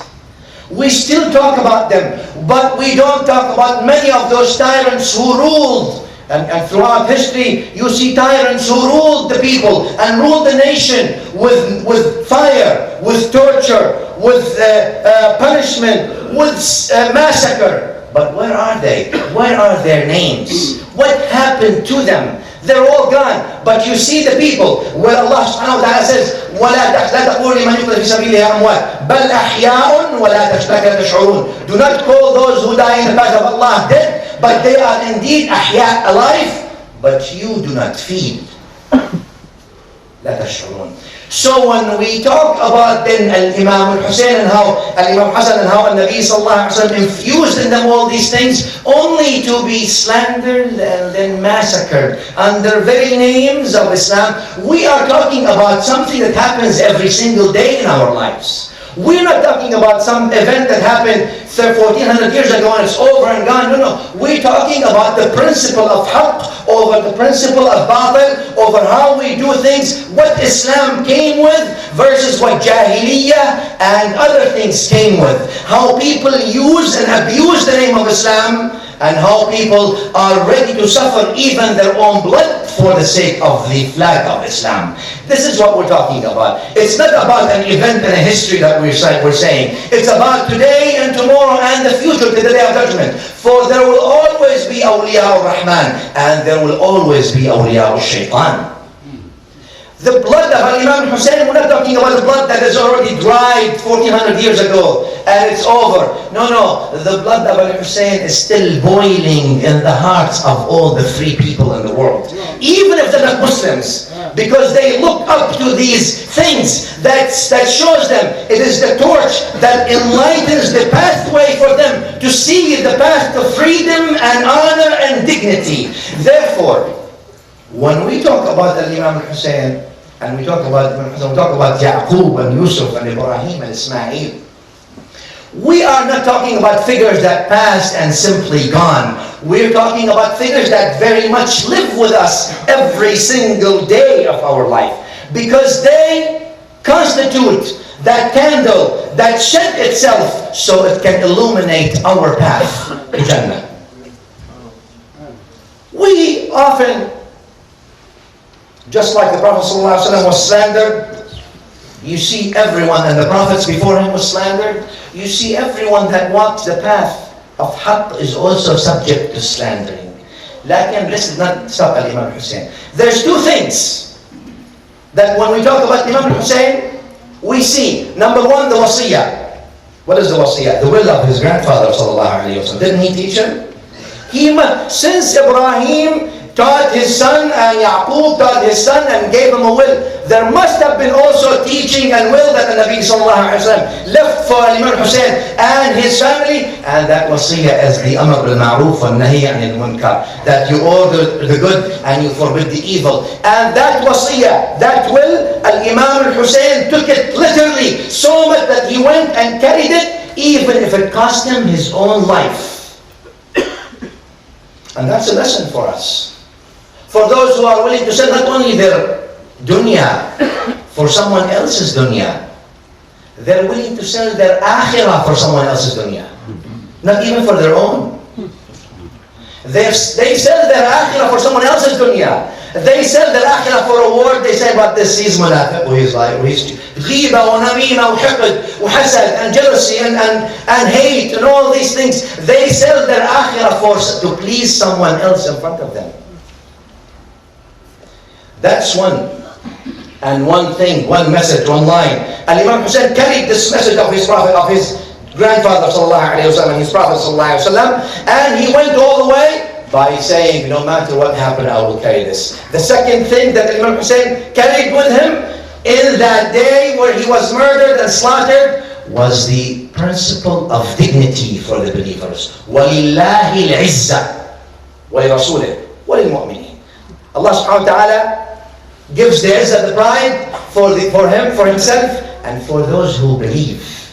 And therefore you will still hear, even today, if you go visit Imam Hussein, even if you visit him in your heart, you will still hear the statement that he shouted 1,400 years ago almost to those thousands of armies in front of him, and he says, وَاللَّهِ لَا أُعْطِيكُمْ بِيَدِي إِعْطَاءَ الذَّلِيلِ وَلَا أَفِرُّ فِرَارَ الْعَبِيدِ. By Allah, I will never succumb to you like a humiliated person, and I will never run away from death like a slave of the dunya runs. Never. Never. The body take. They said, kill him, kill him. They killed him. But here's the point.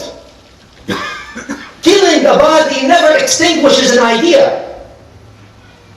In fact, therefore, I can declare unequivocally that Imam Hussein was born the day they massacred him. Because he's still living, for he's a shaheed. It is the worst thing to do to an idea to kill the body that carries the idea, because the idea cannot be killed by death.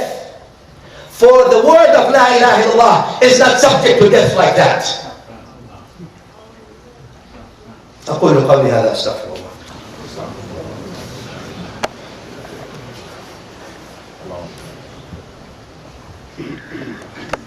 الحمد لله حمدا كثيرا كما أمر، وأشهد أن لا إله إلا الله وحده لا شريك له إرغاما لمن جحد به وكفر، وأشهد أن سيدنا محمدا صلى الله عليه وآله وسلم الشفيع المشفع بالمحشر. صلى الله وسلم عليه وعلى آله أهل الفقه والنظر والعلم وأثر على من بآثاره مقتفى معتبر. Imam Hussein wants to tell us, look, is this life worth that you give for it so much that you lose everything you are about? The reason that Imam Hussein still scares people is because it is the light that extinguishes the darkness. When you turn the light on, what happens to darkness? Darkness escapes. Therefore, it will shed light on those people who are merchants of the deen. And we have lots of merchants of the deen. Maybe we are among them, we have to be careful. It sheds light on those people who do business on behalf or with the deen. It sheds light and exposes those who lie on the deen. It sheds light and exposes those who cheat and prevent people from learning their deen. It sheds light on the principles of how this deen ought to be carried. It sheds light on the obligation of every single human being amongst you to carry the truth and stand with the truth and not dance with the battle like many people do often. The poet, Al-Aqd al-Farid, says al-Andalusi, he tells al-Ma'mun anyway, but he tells him, وَعَدُوكَ يَا ابْنَ عَمِّ مُحَمَّدٍ صنفاني ضوء الفجر والإظلام أو رصداني ضوء الفجر والإظلام. And your enemy is the two things, the morning and at night.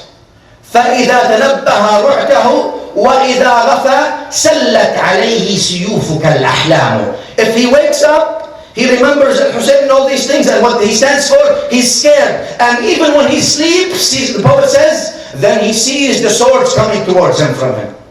He can't sleep at night and he can't sleep in the morning. And therefore those tyrants and oppressors and those who wish to hide things, they don't want to do that because they can't sleep if the voice of Haqq is always mentioning. I'll finish with this and I'll tell you this. Life is too short for all of us. No matter how long you live, life is too short. Ask Nuh alayhi salam for Quran Kareem. Ask all the people who lived a long time, how long you can live. But the stands that you take count. Where you stand with the Haqq or the Batil, that counts. And that not only counts, it's recorded and registered. And therefore, it is attributed to Hussein, or what Urwa al-Muradi mentioned in his poetry before Imam Hussein was massacred. He said these things supposedly, or at least an imagination of what he says. فَإِنْ نَهْزِمْ فَهَزَّامُونَ قَدْمًا. If 70 people with me and thousands of people against me, if I win, then I've already always won. I've always won. It's not a matter about winning or losing. فَهَزَّامُونَ قِدْمًا وَإِنْ نَهْزَمْ فَغَيْرُ مُغَلَّبِينَ وَمَا إِنْ طِبُّنَا جُبْنٌ وَلَكِنْ مَنَايَانَا وَدَوْلَةُ آخَرِينَ. It is not that we are cowards, but it is the decree of Allah that we finish and someone else has started. إذا ما الموت رفع عن أناس كلاكله أناخ بآخرين فقل للشامتين بنا أفيقوا سيلقى الشامتون كما لقينا. If the death stays away from people, he will put his things in other people, take other people. So he says, tell people who are looking at us and watching, you shall taste what we have tasted. But where will you stand? اللهم صل على محمد وآل محمد كما صليت على إبراهيم وآل إبراهيم بارك على محمد وعلى آل محمد كما باركت على إبراهيم وعلى آل إبراهيم في العالمين إنك حميد مجيد. اللهم أعز الإسلام والمسلمين ارفع يا مولانا كلمة الحق والدين. اللهم من أراد بالإسلام والمسلمين خيرا فوفقه إليه، من أراد بهم غير ذلك فاجعل دائرة السوء عليه. اللهم رد المسلمين إلى دينك ردا جميلا. آت أنفسنا تقواها وزكها أنت خير من زكاها أنت وليها ومولاها. اشف اللهم مرضانا وعاف مبتلانا وفك أسرانا وارحم موتانا. اغفر اللهم لنا ولآبائنا ولمشايخنا ولمن له حق علينا ولمن على الخير أعاننا وعن الشر أبعدنا ولمن أوصانا بالدعاء. وصلى الله وسلم على سيدنا محمد وآله. أقيم الصلاة. الحمد لله نحمده ونستغفره ونستعينه ونستهديه ونعوذ بالله من شرور أنفسنا ومن سيئات أعمالنا. من يهده الله فلا مضل له ومن يضلل فلا هادي له. وأشهد أن لا إله إلا الله وحده لا شريك ولا مثيل ولا بداية ولا نهاية له. عين العين فلا عين له، كيف الكيف فلا كيف له، ليس كمثله شيء وهو السميع البصير. وأشهد أن سيدنا محمد عبده ورسوله. عذاب الله شديد. Praise be to Allah, to the creator of the world. I bear witness there is absolutely nothing worthy to be worshipped except Allah, the creator of this universe, who has no beginning nor end to his existence. I bear witness Muhammad sallallahu alayhi wa sallam is indeed his prophet and the messenger to all mankind. Thereafter I remind myself and remind you to be steadfast wholeheartedly to follow the commandment of Allah subhanahu wa ta'ala in all places, all the time, until we depart from this life. My dear respected brothers and sisters in Islam, years, but we are going to leave. If sometimes we tend to forget that death is in our shoulder, just look on newspaper on single day, every single day, look at the metro section. How many people are departed from this world, and all kind of people, the small, big, Muslim, non-Muslims. It could be one of us. So we have to be in a steadfast readiness to meet our Lord with our deed. Before I proceed with my khutbah, I encountered this kind of very unique situation today. I had one of fellow American customer walking to my business, trying to do some business, by name Mr. Dick. I told him the business is closed, I have to leave. When I saw him coming far away, I said, let me go extra mile and accept him. And open the business, had him process his shipment that will he need. And then I see the story, he listened the verses of the Quran recited. Said, I'm very much liking what I'm listening. And I also said, I know the Quran, I read, I like the Fatiha Surah. Can you please recite back to me? And I recited the Fatiha back to him. And he said, I'm going to the masjid. If you want, you can join me. He said, I would love to. So I brought him in with me. He's in the masjid with us to observe, learn more from us. There's picking up from the books or from the media itself. So as a result, I sort of modified my khutbah topic slightly to sort of shed light, according to Islam, what do we know about Prophet Isa? Who is Prophet Isa for us as a Muslim? He is the beloved Prophet of Allah. And he is a chosen Prophet. Allah, as you know, He sent 124,000 prophets. Starting from Prophet Adam, concluded by Prophet Muhammad sallallahu alayhi wa sallam. All of them, they come with same universal message. All to believe in Allah, the creator of all this universe, who does not need none of his creation, to obey him all the time. Prophet Isa, his birth in itself is a miracle. His mother, the pious, whom Shaykh Muhammad went in great detail, that you have observed, in itself is a great woman that Allah had given a high rank among the woman of the entire world. Her status is highly regarded. We have a chapter called Surah Maryam, the mother of, attributed to the mother of Prophet Isa. May God's blessing be upon him and all the prophets. Prophet Isa is a chosen prophet. When she became pregnant in the short, and just get to the bottom of where the story began with Prophet Isa, and they saw this unusual, Ya Ukhta Harun, oh the sister of Harun, you are from great family, what did he come up with? She said, I vow not to talk. And she pointed out to Prophet Isa to speak. When they came in and astonished, they said, كيف نكلم من كان في المهد صبيا? How do we talk to a small infant baby who is 40 days old? Allah enabled him to speak.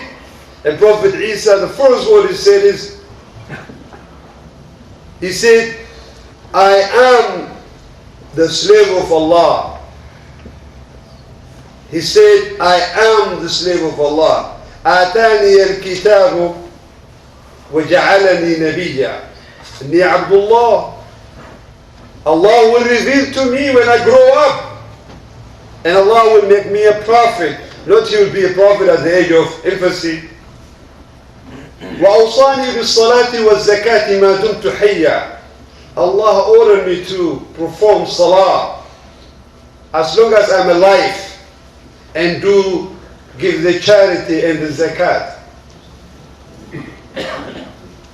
And he ordered me to be kind to my mother, Maryam alayhi salam.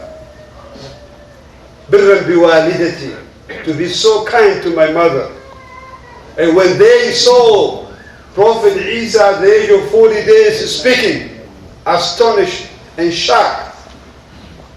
And the vast majority of the people accepted him to say they stopped accusing the mother of the Prophet Isa in falsehood and accusation of wrongdoing. The Prophet Isa did not speak until he grown up. The small and infancy, the children that spoke, is one of them is Prophet Isa. And one is from Bani Israel. That had in itself another different story. At any rate, Prophet Isa, when he grew up, he became a prophet at the age of 30. That is when he became a prophet.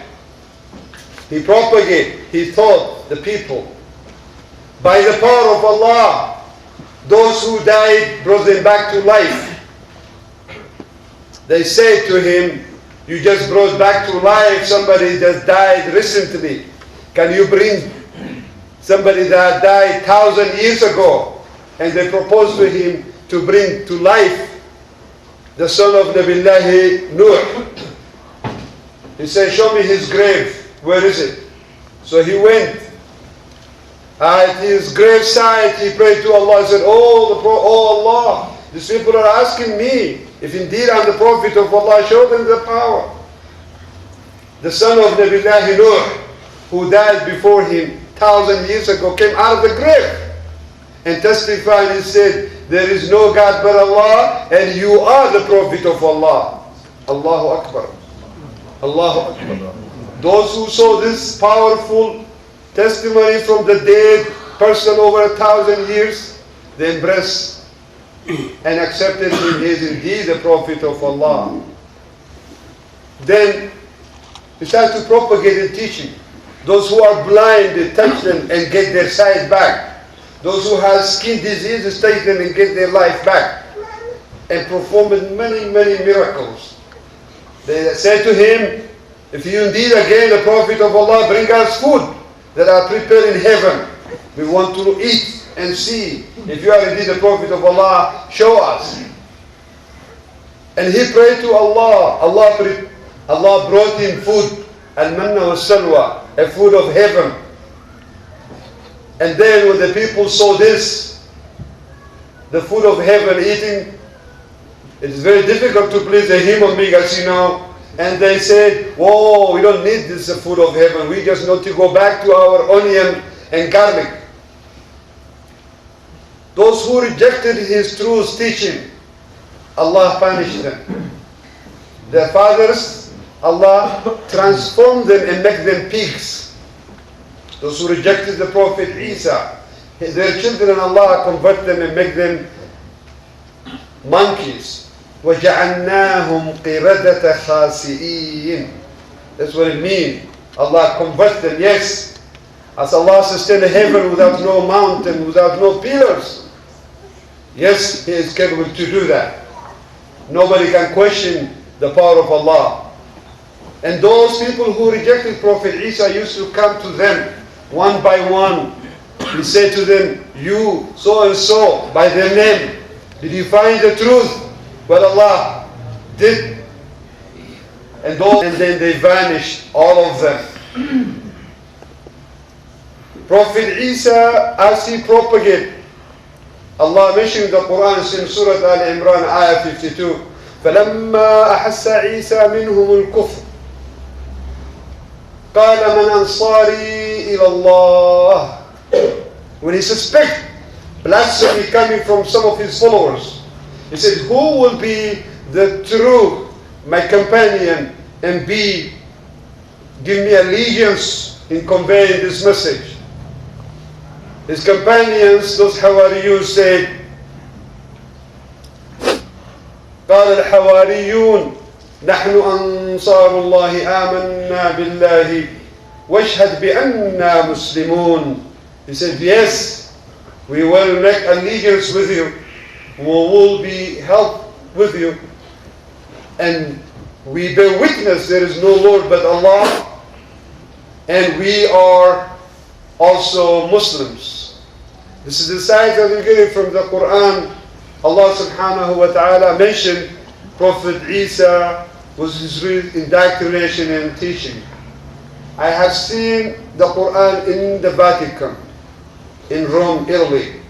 They opened a chapter where described the differences with the Muslims, where it said, وَرَسُولٌ يَأْتِي مِنْ بَعْدِ اسْمُهُ أَحْمَدٌ.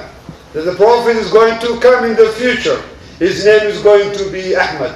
That is in the true Bible is written. But now we believe that original Bible has been modified and sort of taken certain thing out of it. A lot of stuff, as a matter of fact. So, if they recognize what the true teaching of Prophet Isa to his followers, they supposedly really accept that. What is the proof of Prophet Muhammad sallallahu alaihi wasallam? He's the Prophet of Allah. Nobody just can claim he's a prophet and then believe in him he's a prophet. There are specific attributes of the prophethood that must be exhibited. Number one, Allah protect any prophet before prophethood and after prophethood from any wrongdoing or any sins. I'll give you a few examples. Prophet Isa lived on earth 30 years before he became a prophet. Our Prophet Muhammad also sallallahu alaihi wasallam lived 40 years before prophethood. Prophet Noah lived on earth close to 470 years before he became a prophet. So all this time, as these examples, 3 prophets example out of 123,997, which will make it total prophet 124,000 total. None of them ever lied before prophethood. None of them worshipped the sun, the moon. None of them committed adultery. None of them did any crime of any kind at all. Allah has protected them before prophethood. Allah continued to bless them after prophethood as well. So He supported them with miracle. The extraordinary thing that happened to the Prophet is called miracle. The extraordinary thing happened to Muslim male and female, that's called karama. If she is waliya, like Sayyidatina Maryam, she is the highest pious woman that Allah gave her high rank. She's not a prophet. Why? Allah said, وَمَا أَرْسَلْنَا مِن قَبْلِكَ إِلَّا استقيد إِلَّا رِجَالًا نُوحِي إِلَيْهِمْ. For this job, Allah did not choose a female to be a prophet. The narration of the tafsir, she is the highest rank waliya, pious woman. Allah subhanahu wa ta'ala gave power to the Prophet of Allah, miracle to perform an extraordinary to support their Prophet. For example, at the time of Prophet Saleh, the people rejected him and they proposed to him, if you are the Prophet of Allah, bring us from this wreck a camel with his own baby. He prayed to Allah, oh Allah, I'm your Prophet. Answer their question. Allah subhanahu wa ta'ala brought from the solid wreck a camel with his own baby. Most of them accepted, some rejected. Prophet Ibrahim went the same scenarios with people. He saw his father's people, they moved the statue, worshipping the moon. He went by, they made a sun, worshipping it. And then, what did he say? To those who do not properly acquire the tawheed, the aqidah, the knowledge, they may think when Prophet Ibrahim saw the moon, he was worshipping the moon. وَالْعِيَاذُ بِاللَّهِ. No! He is asking, it's called istifham istinkari. Ahada Rabbi. Although in the Quran, when you read it, there is no alif before ha. Hada Rabbi. When you look at the tafsir, it's called istifham istinkari. Ahada Rabbi. You go to the doctor. He happened to be, he's not a doctor. So is this a doctor? Is this an engineer? Is this so-and-so? In the form of question mark. That is where Prophet Ibrahim was questioning his father with his people, who they were worshipping this moon and the stars. As for himself, Allah clearly said, مَا كَانَ إِبْرَاهِيمُ يَهُودِيًّا. Prophet Ibrahim, those who attribute to his Judaism, he said, no, he's not a Jew. ما كان إبراهيم يهوديا ولا نصرانيا, and he's not a Christian either. ولكن كان حنيفا مسلما, he is a pure Muslim. وما كان من المشركين, he is not idol worshipper either. Allah subhanahu wa ta'ala negated three things from him and confirmed one thing for him. Now, Allah subhanahu wa ta'ala has given tests to the prophets of Allah, so many different tests. Prophet Musa has the same difficulty with people. Pharaoh followed him with his 600,000 army to destroy Prophet Musa. Was his da'wah, his mission on earth to pray to Allah subhanahu wa ta'ala. What is the end result? He himself drowned in the water when he saw the angel of death taking his soul. He wanted to take the shahada at that time. That was too late. That was too late. اليوم ننجيك ببدنك هذا ولتكون آية لمن خلفك. Allah subhanahu wa ta'ala saved his body. Until the 70s, Pharaoh's body can be visited in Egypt. Through the British government, some pressure they did, they took him from the museum out. Would have been visited until the 70s. Allah said, we will save you for the generation to come, so it will be a reminder for them. Those who claim Godhood. So the Prophet of Allah has a proper attribute. The Jews, they had a man by name Uzair. وقالت اليهود عزير ابن الله. This man, he happened to be isolated for 40-somewhat years. They claim he is God. Not only a prophet, they say he is God. وَالْعِيَاذُ بِاللَّهِ تَعَالَى. He is not God. Similarly, in New York, in Manhattan, there was a Jewish man. He is isolated like Uzair for quite some time. In ninth line, third couple, I remember, cited to his follower to educate. They said he is a prophet, some of them. They don't know the attribute of the Prophet, what it is. Why they claim he's a prophet? He is isolated in bunker somewhere in Manhattan, New York for years and didn't see even a light. Not only they say he's a prophet, they say this man must be God. So the couple was trying to prepare the people. This man, he is a man, he's not a prophet. He's not God. Guess what? Few weeks goes by, this old man died. And his followers, they denied he's going to come back like Prophet Isa. Allahu Akbar. Allahu Akbar. On the eve of 21st century, there are still people cannot calculate and comprehend. So we, Muslims and non-Muslims, who go to college, you went through from elementary to high school to college and acquired high level of knowledge, if the information dumped or given to you, you got to use your intellect to analysis the information is given, if it makes sense or not. It has to sound reasoning in the mind of an intelligent person who went through the college and had those basic information and wanted the education, and similarly need to comprehend those attributes of the Prophet as well. So the Prophet's attribute is supported by miracles.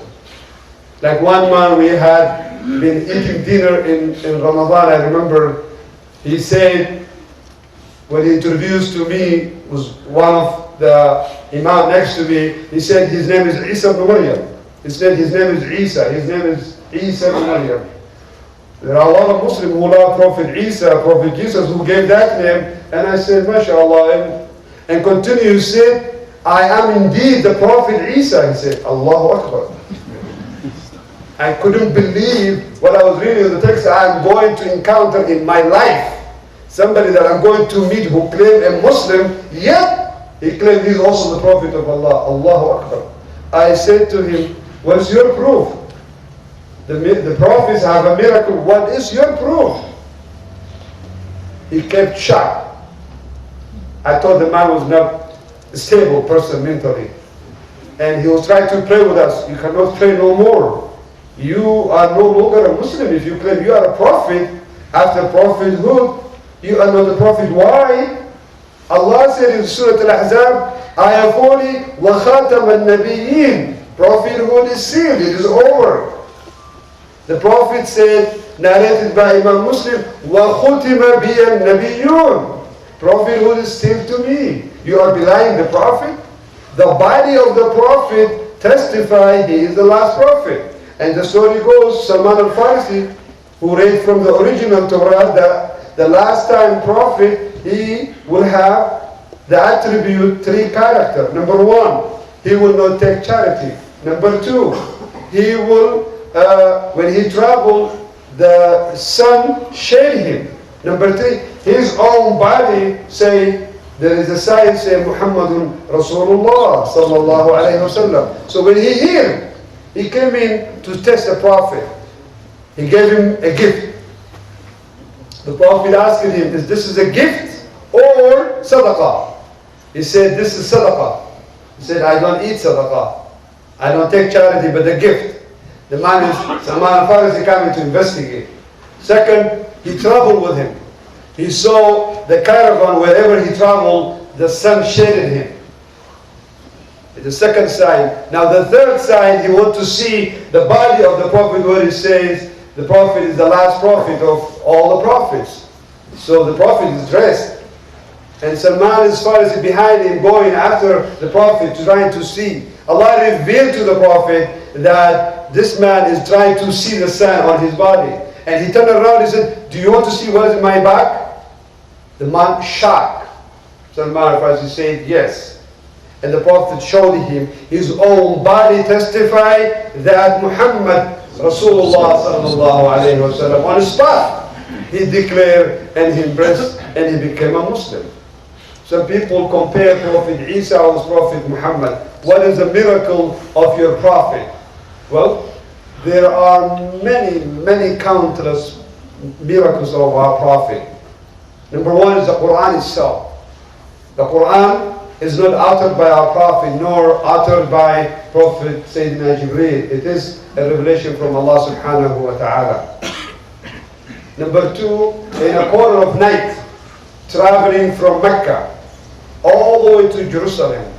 It is a miracle and what he has seen. Number 3, all those prophets who died before him, 123,998 prophets brought from the grave. Prophet Jesus, who was in the second sky, brought from the sky down to the earth and led them in prayer. This is the miracle. Number 5, his own body fed his companion when they couldn't find water. The narrator of the hadith said, how many were you? He said, we were 1,500, 1,500. If we would have been 100,000, that water would have been enough. He put the water in a small plate and put his finger in that water from his own bones. Water was flourishing. His companion lined up, drink and perform wudu. This is the miracle. The best water of all waters, of the entire water, is the water that comes from the hand of Muhammad sallallahu alayhi wa sallam, and followed by the water of Zamzam. Qatada, in the battlefield, his eye was cut down. He was injured, cut down. There is no medical special unit to perform operation. They came to the Prophet, what are we supposed to do? He said, where is it? They gave him. He took his eye that came out. He towed back in his hand. And that went back to the side of the companion, his name Qatada. The companion said, this hand that was put back, the eye of the Qatada, he said, it's time to see better than the other eye. Allahu Akbar. A child that had touched the hand of the Prophet is known and recognized in the entire neighborhood. That child, until his death, is going to perform this man so powerfully good. Because the hand of the Mustafa, the Prophet, has touched that child, and they recognize who touched that child. This is a miracle. One Bedouin man saw the Prophet. He said, believe in me, I am the Prophet of Allah. That Bedouin said, what is your proof? The Prophet argued with him. He said, that tree is my testimony. He said, let it prove. Does the tree usually walk? It doesn't. The tree starts to walk like a human being. And when it reached them, it testified and bear witness, there is no God but Allah, and Muhammad sallallahu alaihi wasallam is the Prophet and the Messenger of Allah. And the man, he believed and took the Shahada on the spot. Another man who had hunted an animal that are eaten. It's called in Arabic hurdun. I don't know what it's called in English. And he is very warrior, man. He's going, he said, إِلَى مَنْ يَجْتَمْعُونَ هَؤُلَاءِ Who are these people are surrounding? He was told, هَذَا مَنْ يَزْعُمُ Those who were responding was non-Muslim. He said, this is a man who claimed he is a prophet. He said, لَوْلَا تَقُولُ الْعَرَبُ أَنَا عَجُولَ لَقَطَعْتُ رَأْسَهُ If the Arab did not say, I am Rashi man, I would have cut his neck and came to the Prophet. Sayyidina Abu Bakr, Sayyidina Umar, when he heard this, he tried to take the man immediately in his first. Sayyidina Muhammad said to him, he said, the Prophet said, the man proposed to him, this animal that are dead, like a big fish, unless it testify who you are, I am not going to leave you alone, I'm going to fight with you right now. He said, that's fine. The Prophet started to speak to animal that is dead in his hand. And the animal spoke by the power of Allah and testified, La ilaha illallah and Muhammadur Rasulullah sallallahu alayhi wa sallam. And the man, when he saw this miracle and he took the Shahada and became Muslim, he said, I was the most hateful man to you, and now I am the most beloved man to you. Please permit me, I'm going to go to my family and bring them, all of them, and embrace Islam. And he did that. So Allah subhanahu wa ta'ala gave so many miracles to the Prophet. The food that he eat, he said, oh the Prophet of Allah, I am poisoned, do not eat me. Food. The food. The companion that he dealt with, he ate on the spot, he died. But the Prophet, the food spoke. He said, I am poisoned, do not eat me. a camel complaining. And he saw the camel crying and took the whip of the camel. He said, Man Rabbu hadha al-jamal? Who owned this camel? A young boy from Ansar said, me. He said, he's complaining to me that don't you fear Allah that you make him tired and put in heavy load and do not give him food and to be merciful and kindful? The man was devastated. Who enabled the Prophet to speak the language of animal? Allah. Wasn't that a miracle? Yes, it is a miracle. I can go on and on. The Prophet of Allah all came in universally with the same message. Then where does it come in the notion then from Christianity's perspective that Jesus is indeed the Son of God? It came from Paul. Paul, he is not a prophet. He is not a companion of Prophet Jesus. The gap between Paul and Jesus is about 300 years. Because of extraordinary miracle that Prophet Isa had, he said he must be the chosen and he must be the Son of God. He is the one who inserted this. Prophet Isa did not say this. King James Version, why was it written? King James Version, the reason it was written, because the king fell in love to marry a woman from Spain by name Catherine. And then his religious restricted him, said he cannot do that. He said, I'm no longer than Catholic or otherwise whatever he was belonged to. And he wrote his own Bible to just get married a woman. That's the reality. I'm not making up. It's publicly available information.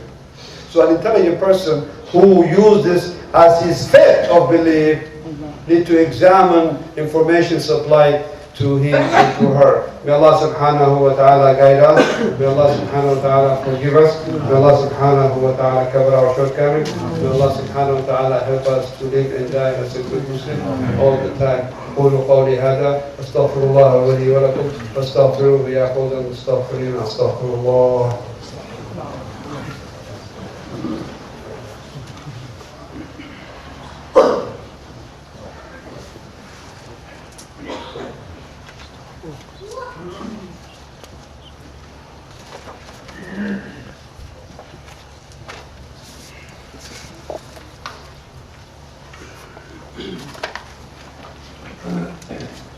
إن الحمد لله نحمده ونستعينه ونستهديه ونشكره ونعوذ بالله من شرور أنفسنا ومن سيئات أعمالنا من يهده الله فلا مضل له ومن يضلل فلا هادي له وأشهد أن لا إله إلا الله وحده لا شريك ولا مثيل ولا بداية ولا نهاية له. مهما تصورت ببالك فالله بخلاف ذلك. وأشهد أن سيدنا وحبيبنا وعظيمنا وقائدنا وقرة أعيننا محمد عبده ورسوله وصفيه وحبيبه صلوات ربي وسلامه عليه وعلى كل نبي أرسله. أما بعد عباد الله، أوصي نفسي وإياكم بتقوى الله العلي العظيم. يقول الله سبحانه وتعالى: إن الله وملائكته يصلون على النبي يا أيها الذين آمنوا صلوا عليه وسلموا تسليما. My dear brothers and sisters in Islam, in conclusion, my original topic was speaking about the fadl al-salah al-nabi alayhi afdal salatu was-salam and his message to mankind as well. As-salah al-nabi, according to some ulama al-arifin, Sufyan al-Thawri, who was one of the great scholars whom he had the madhab that followed for about 200 years, like Imam al-Shafi'i. Many among his karamat, one time he couldn't find water to pray to make wudu. As he was looking for water, the lion guiding my water from a river, and like a small child stand up and give him water and make him wudu. This is Sufyan al-Thawri. Sufyan al-Thawri mentioned a very, very moving story. He said, I have seen a man while he is putting his foot and making a step, making a salah al-Nabi all the time.